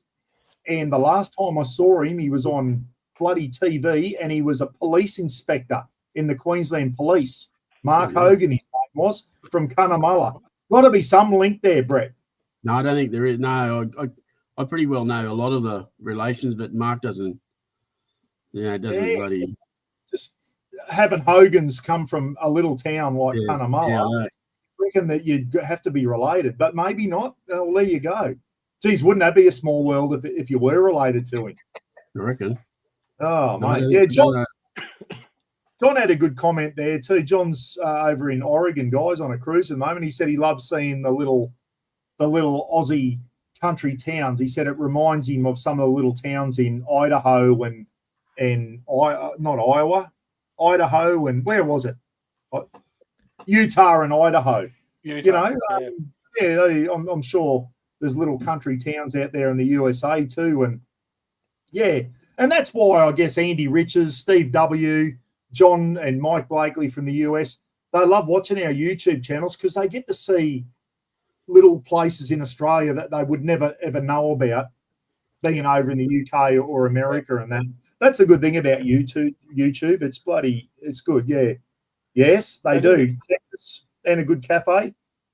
Four-wheeler. Hey, Green, how are you? That move, just as someone said something. As soon as I see something about a butcher shop, I've got to highlight it. Texas has an unreal butcher as well. Yep. And hey, Buck, have you seen that guy on YouTube, Buck? That his channel's Son of Buck. He does reaction videos. He actually an American guy. Yes, Texan is a police officer, but he's just been doing some interviews with an Australian police officer. They're pretty good. He's fascinated with. The other day I was trying to find his email address to send him an email because being an ex-Aussie cop and having a name like Buck, I want to know where his name, Son of Buck, comes from. He's from Texas. He's a cop in Texas, isn't he? Yeah. No, he's retired now. Oh, is he? John, he's you know that John's an ex-Oregon police officer, guys. Do you know that YouTube channel, Son of Buck? He's a ex-Texas, not Texas, Australia, Texas, USA police officer, and he's fascinated with Aussie stuff, isn't he? He does a lot of reactions. He does. He reacts to a lot of the Aussie songs. He loves Jimmy Barnes. Yeah, right. He loves him. It's good. He's nice. What I want to do, fellas, is go on to and talk about the Legends for Charity next year. Now, you two guys on the screen, not you, Brett, Rob 1 and Rob 2, you know all about it. You started the Legends for Charity. It took over from Mr. Buckaroony, and you ran an absolute amazing event at Goombra in last year, 2024. 34 grand, I think it was, Rob, that you raised. Yeah, including that little bit at the end with the shaved heads and stuff for Jordan and that. Jordan, 34 roughly. An incredible thing. You pass the baton on to Ed and Nas, and they've stayed with the same name, Legends for Charity. They're running their event at Mansfield down in the high country in Victoria next March, everyone. If you want to go down to a great camping event, Ed and Nas are running it down there. And what we're all about is, the way I see it, this isn't some other guys running the chat. This is just a continuation of what we have done. What Tofty started at Drifter, then I took over and ran some Buckaroony stuff. You guys ran a Legends for Charity, and that's what you named it. Then the Camping with Mates boys ran a fantastic event there this year, only a couple of months ago down in New South Wales. That wasn't a charity event. It was more of a get the community together. Fantastic event. Now Ed and Naz have picked up the baton, and they're going to run one down in Victoria. The first one ever in Victoria. There's been a drifter event in Victoria before I dismiss that. There has been a couple of drifter events in Victoria from memory. I'm not sure if they did stuff for charity or not, but Ed and Naz definitely are. The Mansfield RSL and the Starting Over. Is it Starting Over Dog Rescue or something? I think that's the name of it. Yep. which is fantastic. So what we're all about here, guys, is anyone running a charity event and they're part of this community gets our support 100%. And that's what we're doing. And that's why I'm doing the $10 thing on mine. It was just a little idea to make some money for charity. That's we're going to support Ed and Naz. And Brett, you've come on board. You were instrumental in the way anyone with a whale shirt out there. It was designed by this fella on screen here. And that photo, I should have it up on the screen, of everyone standing on the bloody Harvey Bay jetty with their whale shirts on. That was incredible. It really was. It was a sight to see. I said to Brett, mate, you would have been proud to see that. I wish you were there to see that. The whale shirt, designing that whale shirt, because remember I put all the little turtles and all the, a few little sea life down the bottom of it. And when I actually designed it, I looked at it and I went, wow, that's pretty cool. And obviously getting it made and then obviously seeing everyone wear it, then you go, oh, shit, wow. Well, coming on here tonight, I was torn between this shirt and the whale shirt. I couldn't decide which one I wanted to wear. So I've still got that whale shirt. She's a beauty. She's a beauty, mate. I had mine right back already. I was going to wear it, and I thought, no, I'll put a polo on just before I came live. Let's go the Maroons. But in saying that too, Rob and Buck, that legend shirt that I did, obviously working with the guys, that was a cool shirt too. Especially when you get the helicopter. Remember when I put the helicopter? Old mate was coming down the helicopter on the arm. Yeah. Yep. It all sort of corresponded and gelled in together. So you don't use AI to do that. No, Brett doesn't use AI to design his shirts. You do it out of your head. I when I first started SMG, my cricket brand, right, I was paying some dude to design stuff for me, right? And it was like $200 to do a shirt design. I was like, wow. So anyway, I spent probably about a week just watching YouTube how to do graphic design, and then I'm like, I got a bit of a brain in my head. Yeah, and I just found a few things, and boom. And most of my stuff's in my head. I've never used AI. Yeah, no, that's all right. Speaking of AI, Rob's gone missing. Where'd he go? AI have the aliens have snaffled him and carried him off. Where'd you go, Snore? I think his missus might have needed him for something there. I'm sure he'll probably come back. Yeah, so that's but those shirts, Brett. You won't know. Yeah. He's rot. Dead scared. I nearly vomited then. Oh my god. Now, you won't know this, Brett, either or you, Buck. I haven't put the photo up on Facebook. I took a photo. We came back from camping with mates, and myself, the Gwynns, and the Olivers were cruising up, and we stopped in at Allara. And as you all know, we got all the businesses there on board and helped us out, and it was all fantastic. And what an effort from everybody there. They've still got the El Caballo, which was the country and western clothing store in Allara. They've now they're fantastic, beautiful family that run it. They've rebranded to of course I was going to forget. They've got a new brand name. They've changed their name because everyone kept saying, what the hell does El Caballo mean? Which is fair enough, which was something like French for horse or something like that, whatever it was, Italian for horse or something. Anyway, they got sick of people, Spanish, thanks, mate. Thanks, mate. They got sick of people asking what the thing meant. So they've now rebranded. We went into that store because obviously we went through town. We went to the railway and had lunch and all that as we went out to see Brad at the campground and that sort of thing. And walked into El Caballo. I'll call it that because that's what everyone knows it as.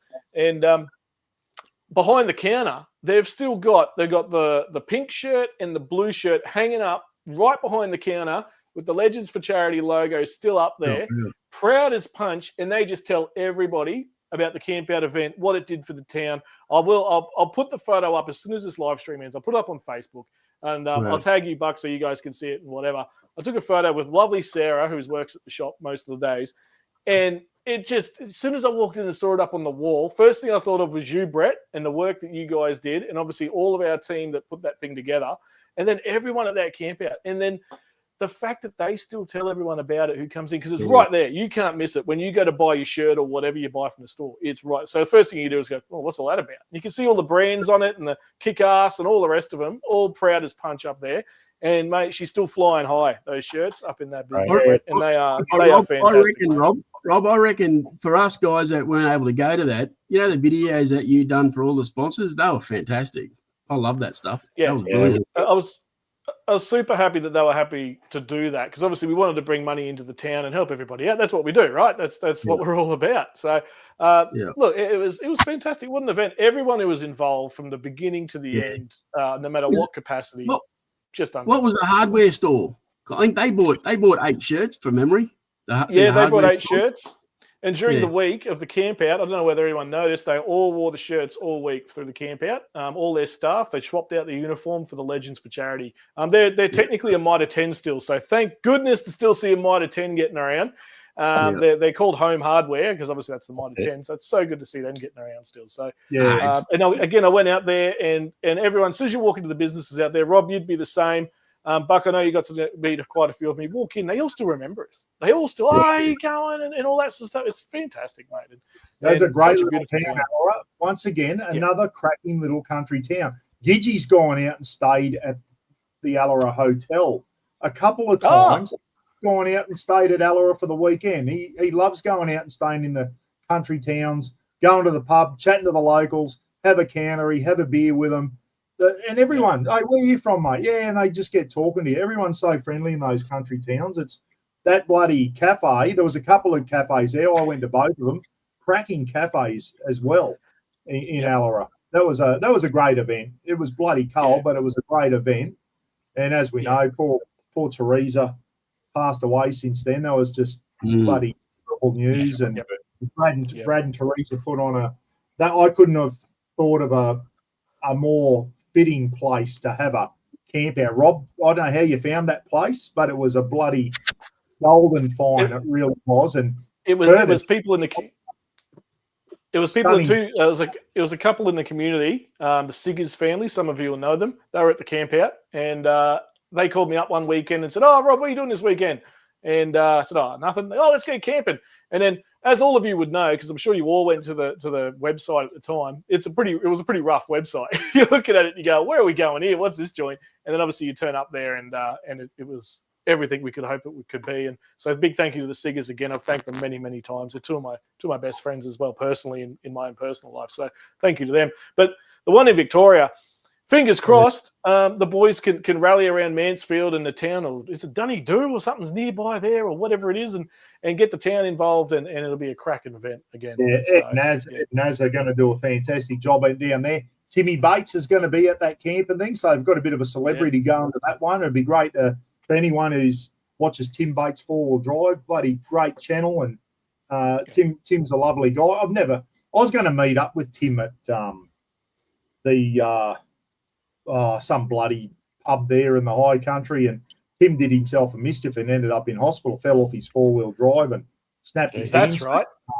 He fell off the roof rack, didn't he, or something? What's the pub everyone keeps going on about there? Ed, help me out in the high country. The something or other pub. Oh, the Dargo. Are you talking about the Dargo? The Dargo Hotel, yeah. I was going to meet Tim at the Dargo, and he bloody come a cropper off his roof rack or whatever and ended up in hospital. Because I said, "Where are you, Tim?" He goes, "I'm in hospital, mate."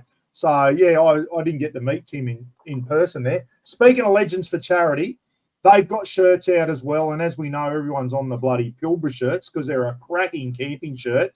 Brett, you're involved in this, mate. And I'm going to, if I can, we're going to go through all the colours and show everyone because, guys, even if you can't get to the Victorian event, Roz and I, it's just too far for us, guys, and too much money to get down there. It'd be beautiful to go, but you gotta be a bit realistic. But I'm going to help the boys other ways by my YouTube channel or whatever. But Brett, you're involved in this, and if I can work out how to do it, I'm going to share the screen, and we're going to go to Brett's website. So everyone, if you can't get to the event, maybe you can help by buying some merch, and there's coolers and patches available. Brett probably should have been through your website now. I don't know if the boys are doing that, but I'm going to share the screen here. So can you all see that, Rob and Brett? Yep. Can you see that? All right. So that's smgsports.com.au, everyone. That's what you go to. Shop all. Click on that. I'm going to make a fool of myself here now. You go down here, and you'll see a few diddly donks as you're going through. That bloke there, Mr. Buckaroony, Australian camping and four-wheel drive merch, Soar Adventure merch, Mo, Larry, and Curly. And then in the middle of those diddly donks is Legends for Charity 2026. That's Ed and Naz's event. So we click on that, everyone. And there you go. Up come those three shirts. And there's kids sizes, women's, and men's. So I'll go to the kids first. Let me know if you can see that. So that's the yellow one. Unfortunately, I want a bloody yellow Pilbara, and they don't make them in men's. They don't. You can't get them. Thing. I'd love to get a yellow. It's not yellow. It's not yellow. It's lemon. It's lemon. The Pilbara colours are lemon. Victorians call it lemon. Most of us just call it yellow. But anyway, this is the kid sizes, everyone. So you got the kid sizes. Obviously, if you order for a kid, always go up a size because you want your kids to get as much use out of them as you can. Yeah. This one here, They're orange. They're a bit different too, Buck. The sizing in the Pilbara for kids is a little bit different. Like the normal sizes I've always dealt with, and a lot of people would know, like you got like kids 4, kids 6, kids 8, kids 10. Yeah. These have got two numbers together, like a 4 and a 5, a 5 and a 6 and a 7, a 8 and a 9. So if you're a kid's 8, you'd probably go get a 10 and an 11. You know what I mean? So like you just said, you could grow into it. Brett, if anyone's got any questions about these Pilbara shirts and their sizings, I know for a fact the men's size are a generous sizing. Brett, what's your email address? info@smgsports.com.au. Yeah, mate. Yeah, there's a size, Buck. I've actually added the authentic Pilbara size chart down the bottom there. You'll probably see it. Oh, righto. Well, there you go. Legends for Charity. That's embroidered on there too, Brett? Yeah, mate. I've already had it embroidered. You would have seen that beautiful pink shirt that Naz wanted and bought and wore last night. Was it pink or aggressive salmon? No, it's called hot/pink. Hot pink. I'm a bit worried about Naz. I really am. But anyway, there we go. Pink there for the kids. And that there is that diesel? That's diesel, yes, correct. That's a good looking colour. It is. That's the one. That's the one Ed was wearing last night. It's what would you call that? I'm colourblind. A bluey green. It's more blue. Yeah. It's diesel. I tell you what. Hello, ladies. I'll throw that on and feel pretty bloody confident going out. I tell you. So there's the kids. Four colours in the kids. We go to the men's shirts. Everyone. Same logo on there. And we'll go through all the men's colours, The black, I'm not into the black. It's too bloody hot up here, but here we go. That's a nice red colour there. That looks really nice. That's a good red. That's a nice one, yeah. And without trying to be a smart ass, I don't like sky blue normally because it's the jersey colour, but that is a nice colour. In the Pilbara. It's a little bit darker than sky blue, but it's a nice colour. It's actually called Azure, Azure. Azure. Yeah, that is a nice. I tell you, Pilbara. Whoever did the colouring for Pilbara has got their head screwed on right. They've got some nice colours. There we go. A nice khaki or a tan colour. I like that one too. That's clay. That's a good working colour. Yeah, it's a good. It's like out and about doing fencing or whatever. That's a good one. There's the diesel again. That's the same diesel colour, I think, is it? Yep, that's diesel. Yep. Yeah. This one here, that's a green. Yeah, emerald. That's the green that's going to have a Buckaroony logo. I think that's the same green I got, guys. Emerald. Yep. There, maroon. That looks quite smart, doesn't it? The maroon colour. I like that. And then I like that colour. That's the sand colour, is it? Is it called sand? Have a look. Just have a click on that, Buck. Have a click on the where the colours are. I don't think one of them. I don't think it's called sand. No, where it's got the colours there. It's like a light tan anyway. But I actually like that colour. I like that and the khaki colour. I like those The Yeah, I brownie tell you what, colours. if you were to wear them out near Birdsville or something, everyone think you work on the local station. They're top notch. Them, yeah. Now the girls' colours. Now this colour here is mint, and this is the colour young Mackenzie. Young Mackenzie came up, and she was wearing a mint coloured shirt, and I said to her, I said, that colour. I said, is that a Pilbara shirt? She said, yeah. I said, that colour is my favourite. It is bloody brilliant.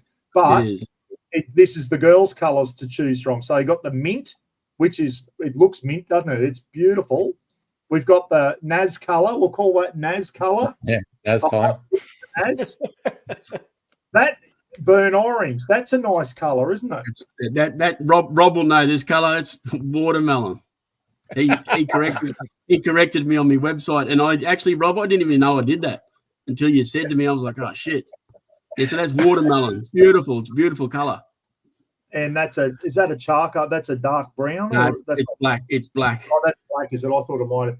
I got one the other day at my local IBS engineering, and it was a brown charcoal. It was a bloody nice colour. That's not all the colours, but these are the colours that are available for the Legends for Charity. Yeah. The reason, Buck, the reason why, I mean, if you know the Pilbara brand, I mean, there's a shitload of colours. There's like 20 or 30 in the women's, and maybe about 20 in the men's colours. So I said to Ed, and Ed and I sort of spoke about it, that I'll select some nice colours, the ones that I reckon that would sell because they're pretty groovy. The colours of the kids' ones are cool. But if anyone doesn't like those colours and they want to buy one and they don't like that colour and they like a colour, just tell me. I can get them made. I'm getting them, and as you know, Buck, we've worked a lot with Hip Pocket up in Toowoomba.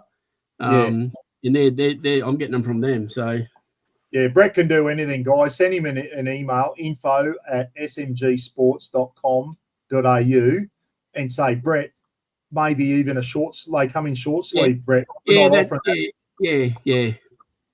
So, well, if you have a look at those two, Buck, they're called open front and closed front. So the open front is the full buttons, and the closed is about 4 or 5 buttons down the front.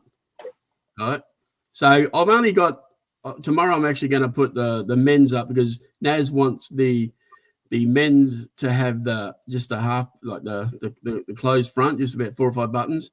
Because at the moment I've only just got the one up there. So yeah, that's what I'm going to do tomorrow. But if anyone wants anything like that, they may want the full buttons. But everyone's got a different opinion of what they want to wear. So if you want something out of the ordinary, guys, just email Brett, info@smgsports.com.au, and I'm sure Brett will be able to do it. If you want a full button-up shirt rather than the half, and you want short sleeve, Brett can do it. Brett can do anything. And being funny, my greatest saying is, I can make dog shit taste like a Mars bar. Jeez.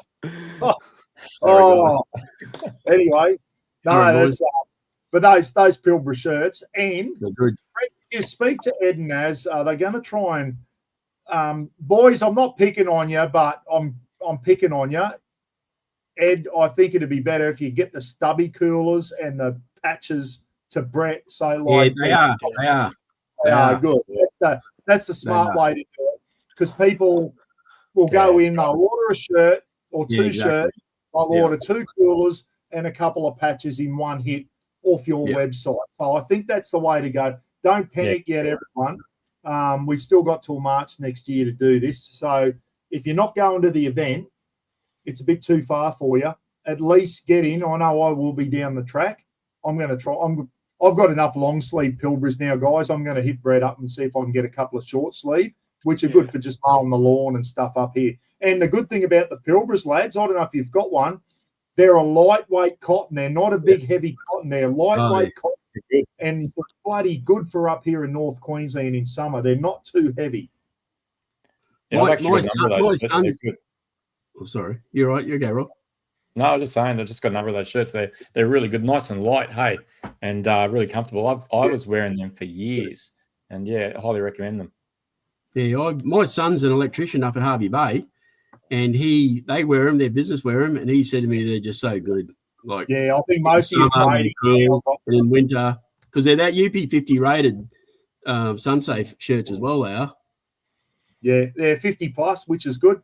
Pilbara Mankini. Brett could design that.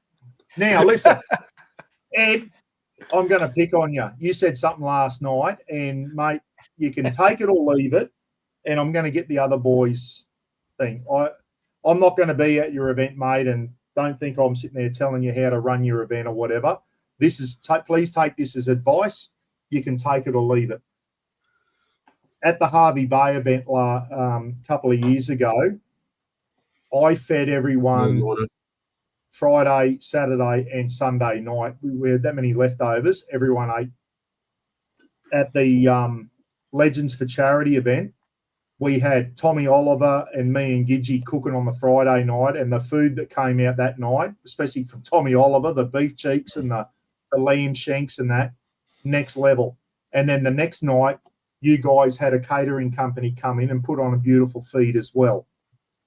And I know last night Ed said, everyone's adults, everyone can fend for themselves. Ed, mate, I've run a couple of these events now. The one I did up at Tinaroo, we had the dreaded chef cooking and catered for the whole thing. It was absolutely fantastic event. Ryan cooked all weekend and catered for everyone. The Harvey Bay event, I think me and Roz were cooking coconut curry. We had Tony and Taryn from bloody Aussie Campfire Kitchens. Tony was cooking up a storm. We had the mixed spits, was doing the big roasts and that on the spits. We had the Safa corner. The Safas were doing Bordervors. Yes. And Hein and Nettie and Keith Sir and Sebastian. And we had Safa corner there. And this is where I'm going with this, Ed. And the camping with mates, the camping with mates ran one, and they had a wood-fired pizza mob come out one night, and that was unbelievable. It was a wood-fired pizza night, and everyone just kept eating different types of pizzas until they had their fill. Where I'm going with this is when there's central food at say 6 o'clock at night, going together, everybody comes down. Yeah. When you don't have that, guys, you'll find that people will just stay in their campsites and just fend for themselves. You don't have that interaction. And I found that except for the pizza night at the camping with mates, if I have and I'm being brutally honest here, everyone, please don't take offense to it. I found that with the camping with mates, the nights that wasn't the pizza night, people were back. A lot of people were back cooking. You had to cook yourself at dinner time, and people were saying to me, "Fuck, aren't you coming down?" I said, "Mate, I'm cooking dinner. I've got to cook for Roz and Gidgey and whatever. I'm cooking dinner. I'm not going down to drink piss. I've got to cook dinner for the family." When you have the meals on, everyone comes down with their plates and that. Everyone comes down, and it just feels like the whole community gets together. So, Ed, where I'm going with this, mate, please have a chat with Naz. I think Naz might have been for it. Do some more homework. I honestly think you should think of a way, and it doesn't have to be big and complicated like I ran at Harvey Bay, where it was like the deployment of the 10th Panzer Brigade. It was stressful. All you need to do is charge people $10 a head or whatever. It can be as simple as having a couple of 4-burner barbecues there and have sausages and burgers and some cheap hamburger steaks or whatever. It doesn't have to be fancy, but I think it's important to get people in. Fellas, thoughts? That's more I've had to say. Thoughts, Rob Richmond? Yeah, there's another option there that people could go for, maybe. I don't know, something I was thinking about. Obviously everybody's going back to their campsite and cooking. You could get everybody to bring it together. If they don't want to do it that way, might be just another idea. They could, everyone could bring a plate to a table, and that way everyone's in a community together. So just another idea that, they could go for. And that's what we've done on the straggler Sundays on a couple of my camps is a lot of people go, and then on Sunday we did that. Everyone brings down a tray or some nibblies and that. We put it in a central area, but it still brings people together. People don't stay back at their campsite. Yeah. If you want to do that, you might as well just go and camp at your local campsite and just camp by yourself. Rob, that is a good idea, and maybe that'll put an idea in Ed where you have people volunteer. I'll do a big spaghetti bolognese. I'll do a chili con carne. I'll do this. I'll bring down pizzas or whatever. And if everyone just brings a little bit, you'll have enough food for everyone. So everyone has a little bit of everything. That is a good option, Rob. I didn't think of that, mate. But we have done that at mine on the straggler Sundays. Don't all talk at once, fellas. Rob, Wanderer, your thought? 100% agree. And I hope no one takes any offense to what you just said there, Buck, because it's just experience, mate. And, three of us out of the four, I might be speaking out of turn. Brett, you might have held something similar to this in the past or something as well. And if you have, you'll totally, that doesn't speak to anything in general. I don't even know the sleeping bag, Rob. I heard you say that last night. I had a good chuckle. But, John, can you explain what a potluck is, please, mate? Does anyone know what potluck is? I'm tipping people bring a pot down to the central area and everyone has a bit of stew, bit of this. Is that what a potluck is, John? That's my understanding of what it is. Yeah, everyone brings a bit of their own meal and sorry, John's comment there. No, that's all right. That's all right, mate. You definitely need a communal cook up of some sort. You need to get everybody down there all together. People might want to cook on their own, but if you leave them to their own devices, they'll go cook at their camp, whether it's a swag or a caravan or whatever. By the time they're done cooking, you're a bit stuffed, right? And you go, oh, no, I won't go down for drinks because I'm a bit tired now. I'll just sit here and watch a little movie and then go to sleep. I'll see everyone in the morning. And then they all miss out on what could be potentially a crazy wild night with howls throwing things into fires and blowing up campsites. So, and you miss out on that stuff. So getting everyone together, I think, is the way to go. At least one night for some sort of communal cook-up, a potluck thing. Even to what Rob's saying there, everyone cooks up something little, brings it in, and you make your own little whatever out of what everybody brings. Or getting a caterer and getting a pizza mob or something. I mean, the Legends one, you all will probably remember. I think we charged, what was it, Rob, about $50? And we pretty much covered catering for everyone. Yeah. It's a good way of doing it. We look, I'll be honest, we went next level with that. And without people like Tom Oliver and Buck and Gidgey in that kitchen, that wouldn't have happened at all. There's no denying that. There's no denying that at all. And the effort that they all put in was absolutely next level. And also we had the benefit of Tommy Oliver, for example, having those connections to Village Roadshow to provide all the food and all the other stuff, right? So that was absolutely next level. We're not saying that you need to do anything like that. You can do your own thing. It's your own event, right? But just getting everybody together somehow, whether it's one person does a big specialty cook-up or I don't know. You need just think of something to get everyone together at the same time, early in the evening, because then they kick on into the night. Yeah. I just found the camping with mates. The pizza night was fantastic. Everyone was down there. Everyone came down for pizzas. But on the other nights, it was like a lot of people just stayed up at their own campsite. You've got to get people in together at least. And I think who was it? It was the guy, Nicky Taylor. Nick said at least the Friday and Saturday night, and then on the Sunday, which I've done for a couple of my events, you sit around at 4:00 in the afternoon and you have stragglers drinks. Everyone brings their chairs down to a central location.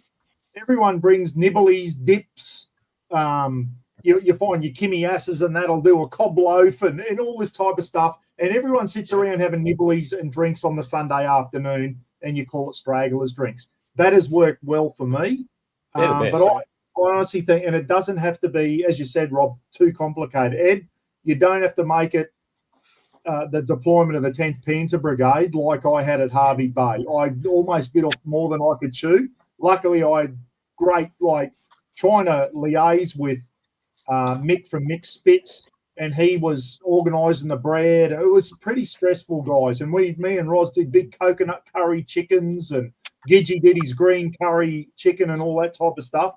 And then Aussie Campfire kitchens. I had organised all the food and all that. It was pretty stressful. There is easier ways around it. That wood-fired pizza thing the Camping with Mates boys did was bloody brilliant. That was a great way. And everyone just pays, and someone turns up and feeds you. And I think, Ed, look into something like that. It doesn't have to be too complicated.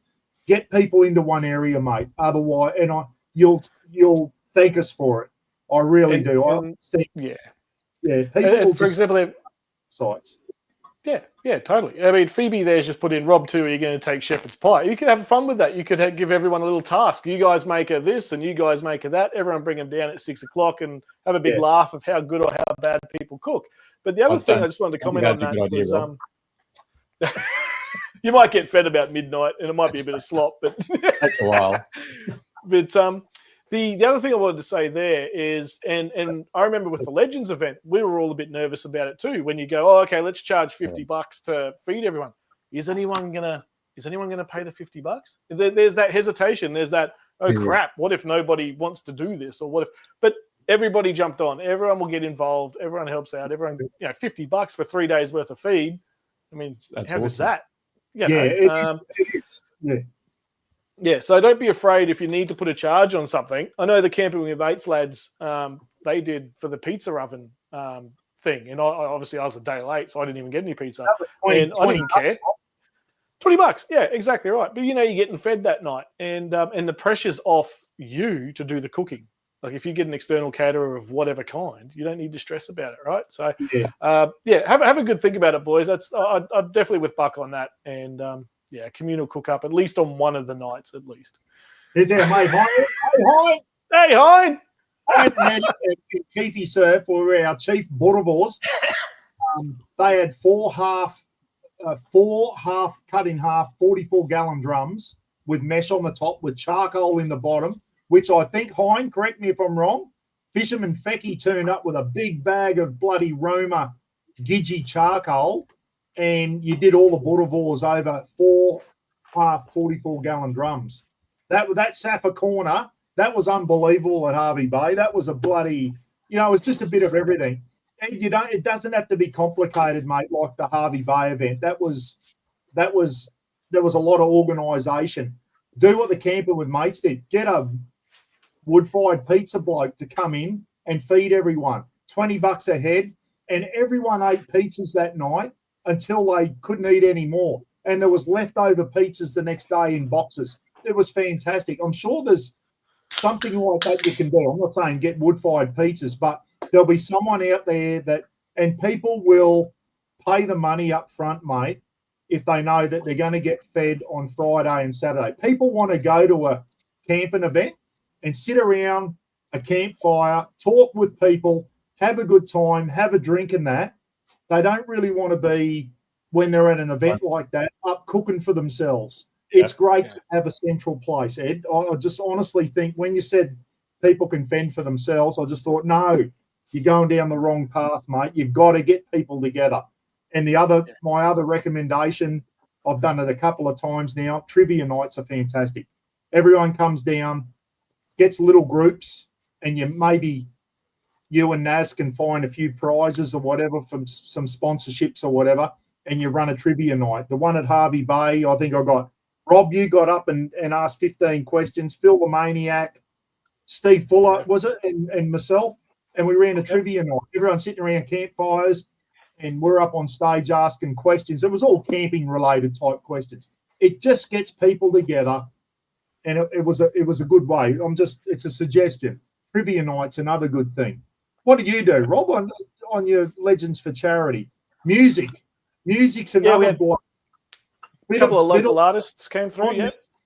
If you can find Ed and Naz, if you can find someone that can come out and do a couple of hours while people are sitting around, they're in the background, a bit of live music. It just adds to the atmosphere of a camping event. I know you're probably live music at a camping event. It works. It really does. Something else that works, Buck's getting you up and playing the guitar. That worked really well with the little pizza. That was good when you did that, mate. I'll never forgive Tommy Oliver for that. I wasn't going to do it. I would never have done that in a million years until Lukey Reed goes, hey, Buck, there's $700 in the hat. I'm like, you've got to do it. I've got to get up and do something. Yeah. Anyway, it was all for charity. And Rob, you and Jordan got your head shaved, and do silly shit like that, Ed. Do stuff that makes people laugh and gives people a bloody. I know, Ed, you got a great personality, mate. You were at the Goombara, the Goombara one. You know what went on there. I'm sure you know what to do, but get people together, mate. Don't let people splinter off. get them in together and make it a real community event. I think that's a must do. Pizza Paddle ACDC, yeah. He's a good bloke, Ed Buck. The chats that I've had with him over the last couple of weeks, every time you start talking, he just laughs and laughs and laughs. Like, wow. BB drinker. No, he's a good fella. The good thing about it, they're passionate. You know what I mean? Like they'll do good. We just had a couple of John's saying John's in a mob over there because he's got a casita fiberglass caravan. We call them. They call them a trailer over there. And John's starting to do the same thing. They meet up somewhere, and all the casita owners and fiberglass trailer owners, they meet up, and they're starting to have camping events as too. You know, and you'll find that someone in the community is probably handy on the guitar. And you know where I'm going with this, Rob Richmond. Rob the Wanderer, I don't know if you were there. The Drifter event at Bluff Creek when Clayton was on the guitar. Oh, yeah. Wasn't he good? Best night of my life. Clayton is an absolute, for the guy who owns Kickass, everyone. Yeah. Clayton is an absolute character. Can play the guitar and just can make songs up off the top of his head. That night, sitting around the campfire, listening to Clayton singing and making songs up off the top of his head. Jack Turtle was there. Gary Pye was there. Mayo, who are at not Yamba. What's the one across from Yamba at the moment? They're all having their last night at Iluka at the moment. Gary Pye and Les and Jack and Mayo and that. They're having a fantastic time down there. That was a wonderful night. That was what Rob, you were there. That was funny. Yeah, he's great value, Clayton. He does it a lot. We actually have our interview Christmas parties, and he does it there too. And he'll come along and start playing the guitar, and the tunes he just comes out with, and you think, where the hell did he come up with that? But they rhyme, and it's really funny, hilarious. It was Mr. Buckaroony songs off the top of his head, and he had everyone in stitches, and it was bloody singing "Take Me Home, Country Roads," and everyone sitting around the campfire singing songs that everyone knows. And Ed, Naz, you probably know someone down there that can do that. Timmy Bates might go all right on the guitar. He's probably got a talent we don't know. There's probably someone in the Victorian community down there that can do what Clayton does. Can sit around the campfire. If you've got a Kiwi down there, you can guarantee they know how to play the guitar around a campfire because they all do that. The Kiwis, they all do it. But it's stuff like that people go back from, like the Drifter event, Rob, that you ran down in at Bluff Creek, mate. And Clayton was part of it. That was one of the best camping events, and it just was brilliant. Everyone got together. Everyone had a good time, and that's one of the best nights I've ever had around a campfire, mate. That night Clayton was singing on his guitar. It was a lot of fun. Chrissy Anderson there, the Matic Yowie, he just put in a good thing there. Tim Bates will do bush poetry. You can do a bush poetry competition one night, something like that. Everyone writes a bush poem or something. Yeah, they're brilliant. Well, there you go. As I know, Timmy Bates has probably got a few hidden talents, guys. Bush ballads. Getting people up saying bush ballad songs, and the man from Snowy River reciting something like that gets people there, and people will sit there and watch Timmy recite a couple of poems and all that. Something that people will take away and remember for the rest of their life and go, remember that bloody legend for charity? Timmy Bates got up and recited the man from Snowy River and he had his Akuba. That type of shit, Ed. That's what we're talking about, mate. That's what makes camping events. Timmy Bates would do poetry for sure. Well, he may do. Yeah. Or just get everyone to write their own bush poem and get up and have a crack and have a small prize for the best one or whatever. Something like that. Yeah. Just have some fun with it, boys. We're all there for the good reasons. We're all there for good causes. Just, enjoy it. Yeah. Enjoy it. Don't overthink it. Oh, dear. Throw that out of the water. We're getting up and doing the man in Snowy River, and Ed's just blowing that right out of the water. Has no faith in Tim whatsoever. So I reckon Gay and Carol would do bloody bush poetry. They'd get up and have a crack. I reckon. I'm sure they would. Chris said, I didn't say he does. He was just making it. He was just plucked that out of his ass, Chris, and thought, based on bush poetry.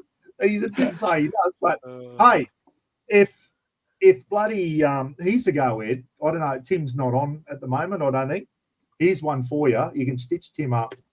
If I can get up and do an Angus dance with bloody Rob's pizza paddle and make $700 with the hat going around, maybe Timmy Bates can get up and recite the man from Snowy River That'd be good. in his bush poetry voice once the hat's thrown around. There you go. What do you reckon, everyone? Yeah, that'd be awesome. The challenge is laid down. Don't let Tim I love Bates just get up and get away with it, bloody get away scot-free. He's got to get up and do money, that bloke. He wants to be a celebrity. He can get up and earn it. I reckon these are good ones. Throw the hat around and say, Yeah, Tim, for sure. you've got to get up and recite the meme from Snowy River, mate. We've got $700 in the hat for you to do it. And he'll be backed into a corner. There's no way he can say no then. A bit like me with the pizza paddle thing. I thought, oh, shit, I've got to get up and do it now. I would never have done that in a million years otherwise. So, yeah. He does like his American honey from Wild Turkey. I reckon we could, get a few bloody Wild Turkey throat and then get him and then say, mate, you're getting up to recite the man from Snowy River after he's had about 13 wild turkeys and see how he goes there. Anyway, how long have we been on? Hey, I want to do 2 hours. I want to get on, and I said to Chrissy, who's doing the Christmas hampers, Chrissy and Jeff turned up at the event, guys, and they've always gone camping in their little camper van thing. They've now got an old Jayco caravan, and they love it. And they no longer need their little camper. And I said to Chrissy, I'll put it up on the Mr. Buccarini live feed because there might be someone out there that will know someone that's after something like this. So what I'm going to do, everyone, is just show you a few photos. So Chrissy and Jeff, this is a bloody... I'll tell you now, Rob the Wanderer, this would be right down your alley, mate, except it's four-wheel drive. This thing here, I'm gonna make it bigger so you can all see. It's a 2010 Hyundai or Hyundai, however you say it. I-load, guys. It's a van, and they've converted it, and they got Drifter to convert it into a camper van. So you can see there it's got a solar panel on the roof.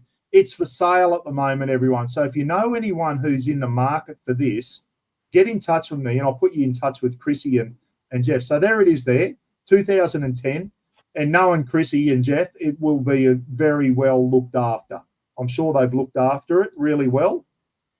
That's a little Drifter drop-down storage box. And there's the mattress in the back there, guys. That's the back of it there. Wow. Got the bed there that you can sleep in. It's got a slide-out kitchen, jerry cans, all Drifter. You know, we know how well Drifter can kit out vehicles with their kitchens and slide-out drawers and all that type of stuff. So there you go there. Yeah, that reminds me of the Swaggin Sisters setup in their old vehicle that they used to have. You might have seen that at Harvey Bay with the Drifter drawer and, beautiful, fantastic. And let's face it, you can get to a lot of places in a vehicle that's not a four-wheel drive. You don't need hardcore four-wheel drives to get to a lot of places to go camping, do you? Let's face it. If you want to go to Cape York, maybe. But there's a lot of bloody good hip camps and all that you can go to in this van. So there you go. There's that storage box folded down. And as you can see, you can adjust the bed so that you can put storage in that down the middle. Yeah. It's got I think that's a Bushman's fridge or something. Slide out Drifter kitchen. How good's that with a 2-burner stove? Yeah. Wow. And the Drifter kitchens. I had one of those on the Dot camper trailer. Had those Drifter kitchens. They're bloody brilliant. Heaps of storage, and that slides out the back. You won't get them anymore either. They're few and far between now. Yeah, I'm not sure what's going on there, but I don't know if that's a fridge or an esky, a Bushman's, maybe a Bushman's fridge, is it? Bushman, yeah. Now, it already comes with a lithium battery and all the electrical stuff's already done for you guys. It's already in there. Drifters put this in there. 14.4 volts, so that automatically tells you it's a lithium battery that's in there. It's got the 12-volt plugs and looks like a USB or something there that you can charge all your stuff out of. There's the lithium battery. I'm not quite sure what size that lithium battery is, but it looks pretty good. It looks like a decent size, maybe a 120 or a 200. It's got it's got an inverter, a projector inverter to give you 240 volts off it.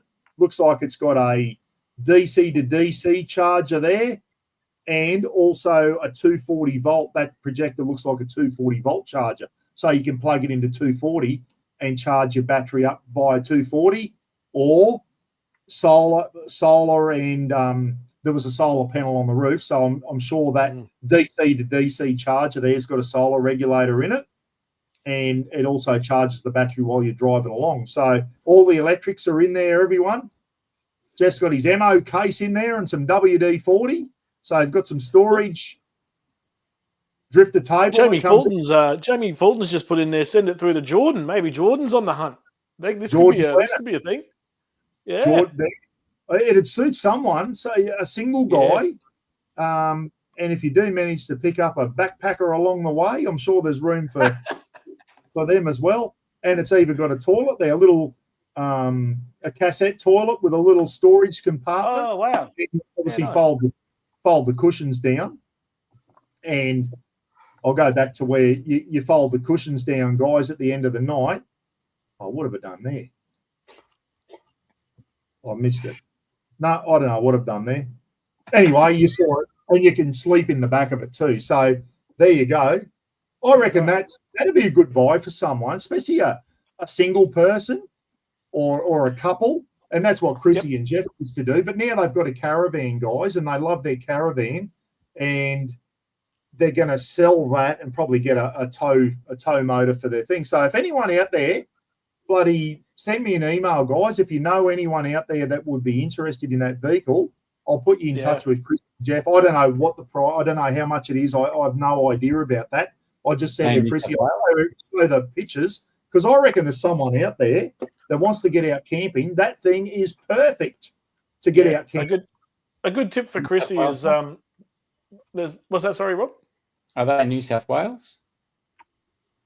Yeah, they're around the Newcastle area, I think, Rob, or the central coast, wherever the central coast is, whatever that is. Jump on the Facebook there, Chrissy, and there's a bunch of groups you'll get for backpackers who are doing like the East Coast run. I reckon you could sell that to someone or a couple doing the run from Cairns to Sydney or Cairns to Melbourne, whatever. And I reckon you'd find a buyer pretty quick on there. Throw it up on some of those pages.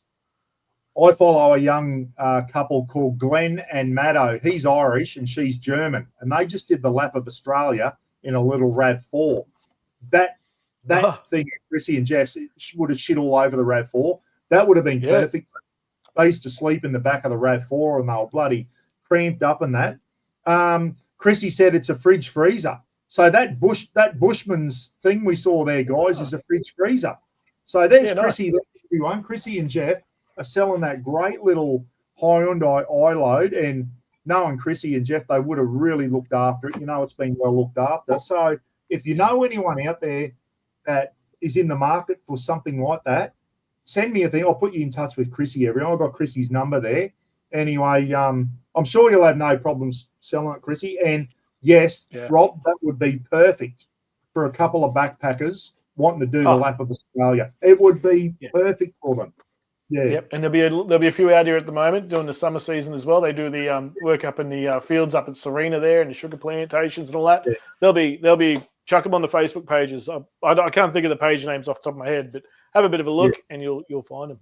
Yeah, absolutely. I don't think you'll struggle to sell that at all. No, that's a beauty. We just got to get the name out there. So if you know anyone in the market for a nice little camper like that, it's the fact that it's got all a fridge, freezer, lithium battery, solar, inverter.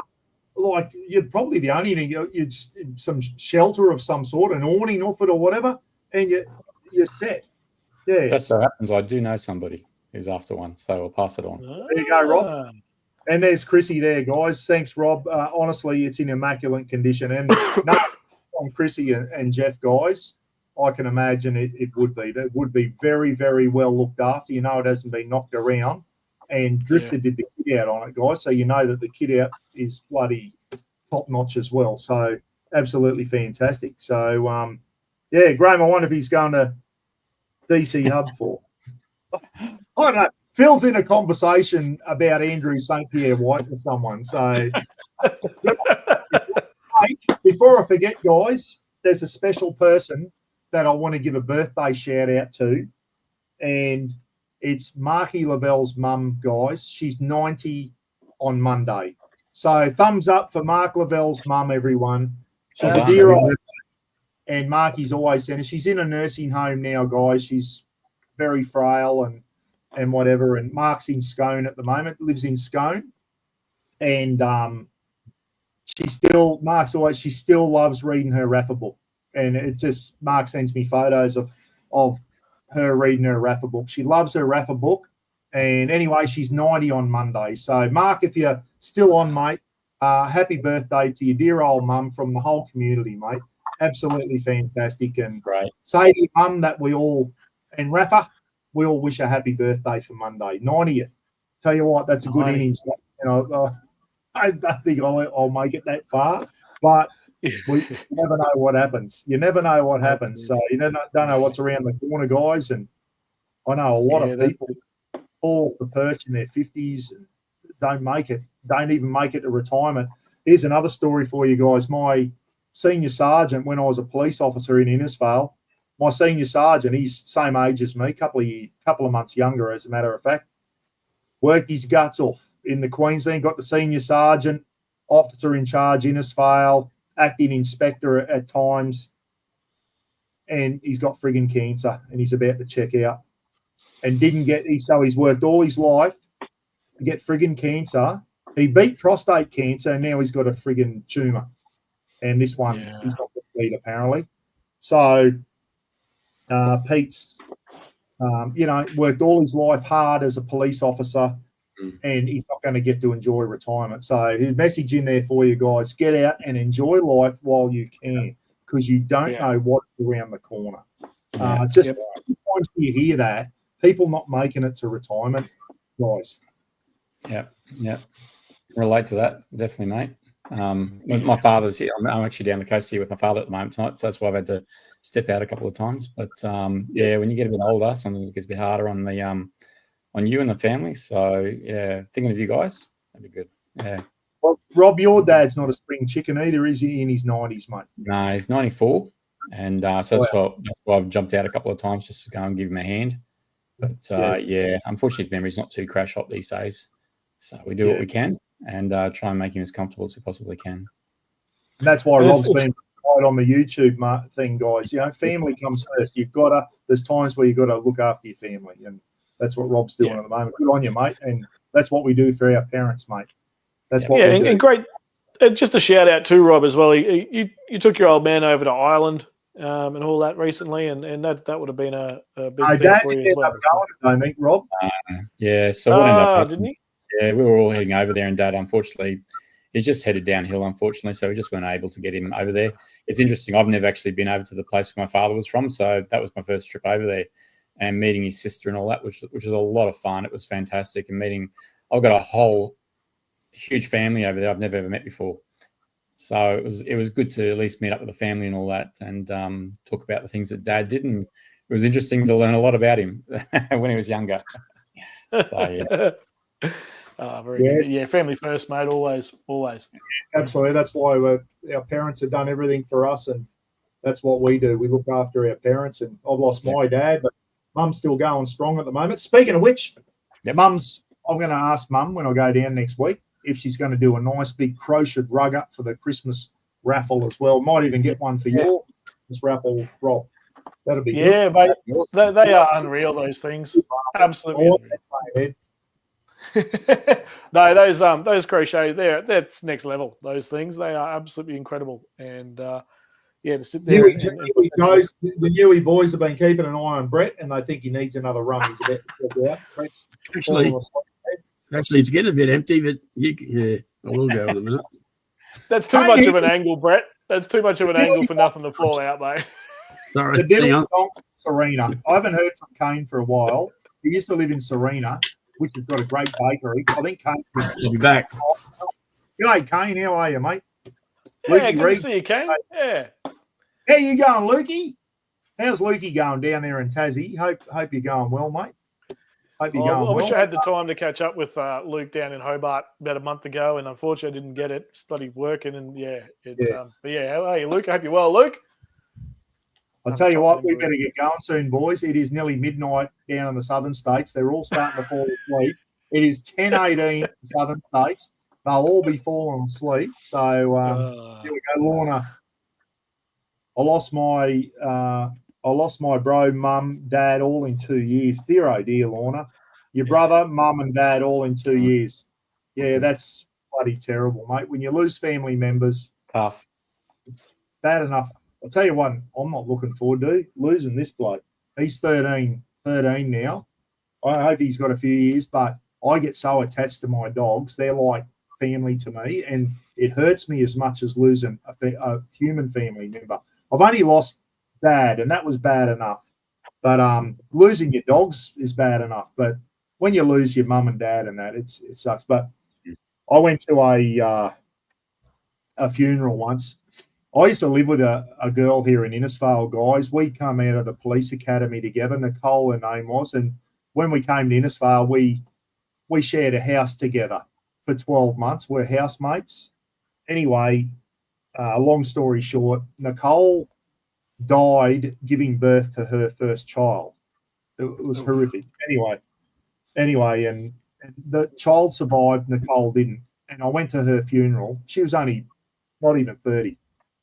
Anyway, her mum and dad were at the funeral, and I just looked at her mum and dad and thought, no parent should have to see off their child. That's not the way it's supposed to work. It's supposed to be the other way around, and that sucks.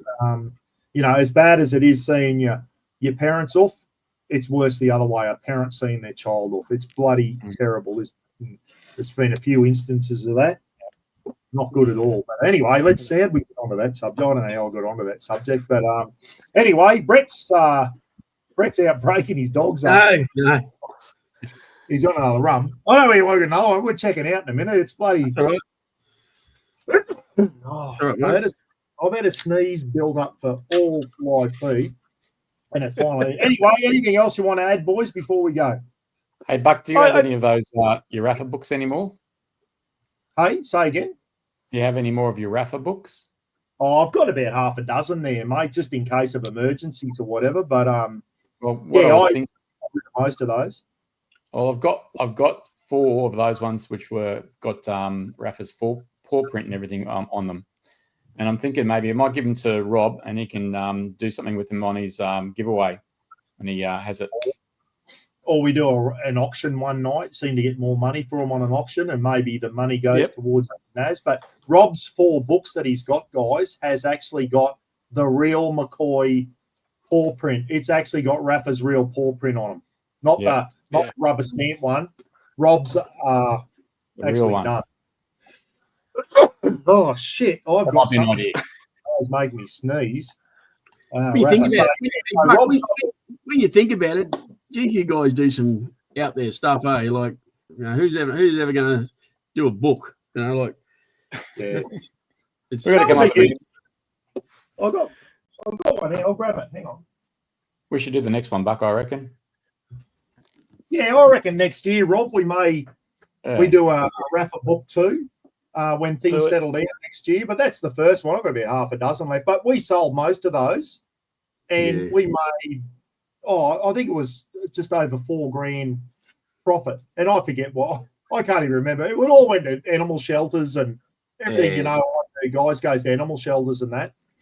And that's the one Marky Lavelle gave one to his mum, and she reads it every day. Her Rafa book at the nursing home. She loves it. That's so great. there you go.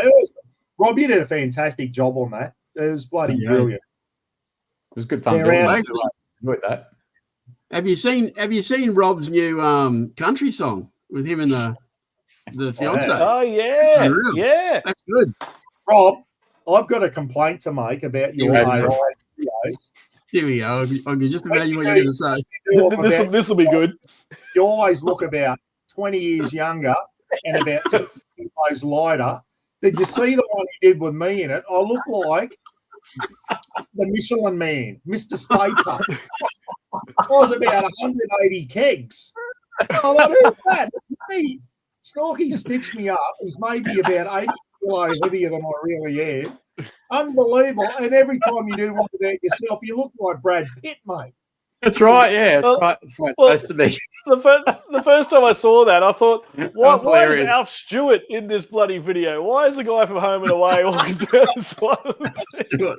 I was Rob's, he stitched me up here. Have a look at me. I'm about 160 kilo in that video. There's Yeah, but you might have been overweight. But you might have been overweight, but wow, you can play piano. That's right. And the guitar. You're pretty good at it, mate. I didn't know I could play the piano, but anyway, it's all good. It's all charity. Speaking of charity, Brett, we're not going to let the cat out of the bag. Rob, do you know what's going on? I think I may have told you with this new charity thing. Yeah, I knew I told a couple of people. Top secret, I told a few people. But Brett, you're getting closer, mate. It's getting close to us pulling the trigger on it. And when it goes off, it's going to be a beauty. It's something out of left field. It's to do with camping, but it's out of left field. All the profits will be going to Ed and Naz for the Legends for Charity. And I think it's going to be something that people will really get on board with. Yeah. It'll be good. Yeah. Well, on behalf of the community, mate, we're all excited to work out what it is. The only hint I'm going to tell you is remember a 1970s or 1980s kids TV show. That's all I'll say. Oh, there's the first hint. There's the first hint. It's something. Mark Lavelle, come on, get working. It's linked to an old 1970s TV show, but it's to do with camping. It's to do with camping. Flaming Galahs, Dicko's Destinations. Anyway, people are falling asleep. I can see the numbers going down. All the bits are falling off and nodding off. We're going to go. Lads, thanks for coming on tonight. Really appreciate it. No, it's good. Thanks for having us. That's all right. Yeah, good way to spend a Saturday night. Have a jibber jabber. Rob, looking forward to your Christmas thing, mate. It's going to be fantastic. Yeah, 20th of December, mate. Everybody get on there. We'll have those fantastic hampers. Can't wait to get them out and about and one to people out there in the community. Plus all the other prizes. Nick Taylor, Lynn Rogers and Brett, obviously, for the Aussie Campfire Kitchens prizes. A bunch more other people. Rob, we were just chatting before about some Kickass stuff. It's going to be awesome. All the stuff that people have donated to Bucks one as well. This is what it's about, folks. Just the community and a bunch of good blokes and ladies all getting together and having a good time and helping each other out. So good stuff. And well done to everybody. And Merry Christmas to everyone. And I can't wait for it. It should be good. No, it's going to be a beauty, mate. And if there's any companies out there that want to get on board and donate a prize, and we'll give you a plug for it, either my channel, my live feed, or Rob's. If you know someone out there, let them know. Let them know that we're up to good stuff. It's not about us. We're up to good stuff. We're trying to help the community. We're raising money for charity. It's good. There you go, Rob Richmond. Rafa visits the armed forces. You imagine Rafa in a tank, Rafa hanging out of a helicopter, Rafa in a sniper suit. That'd My be brain. awesome. We're going to do one day. We could be on to something there. Rafa's next book. Rafa joins the army. We could do that. I'm sure we could.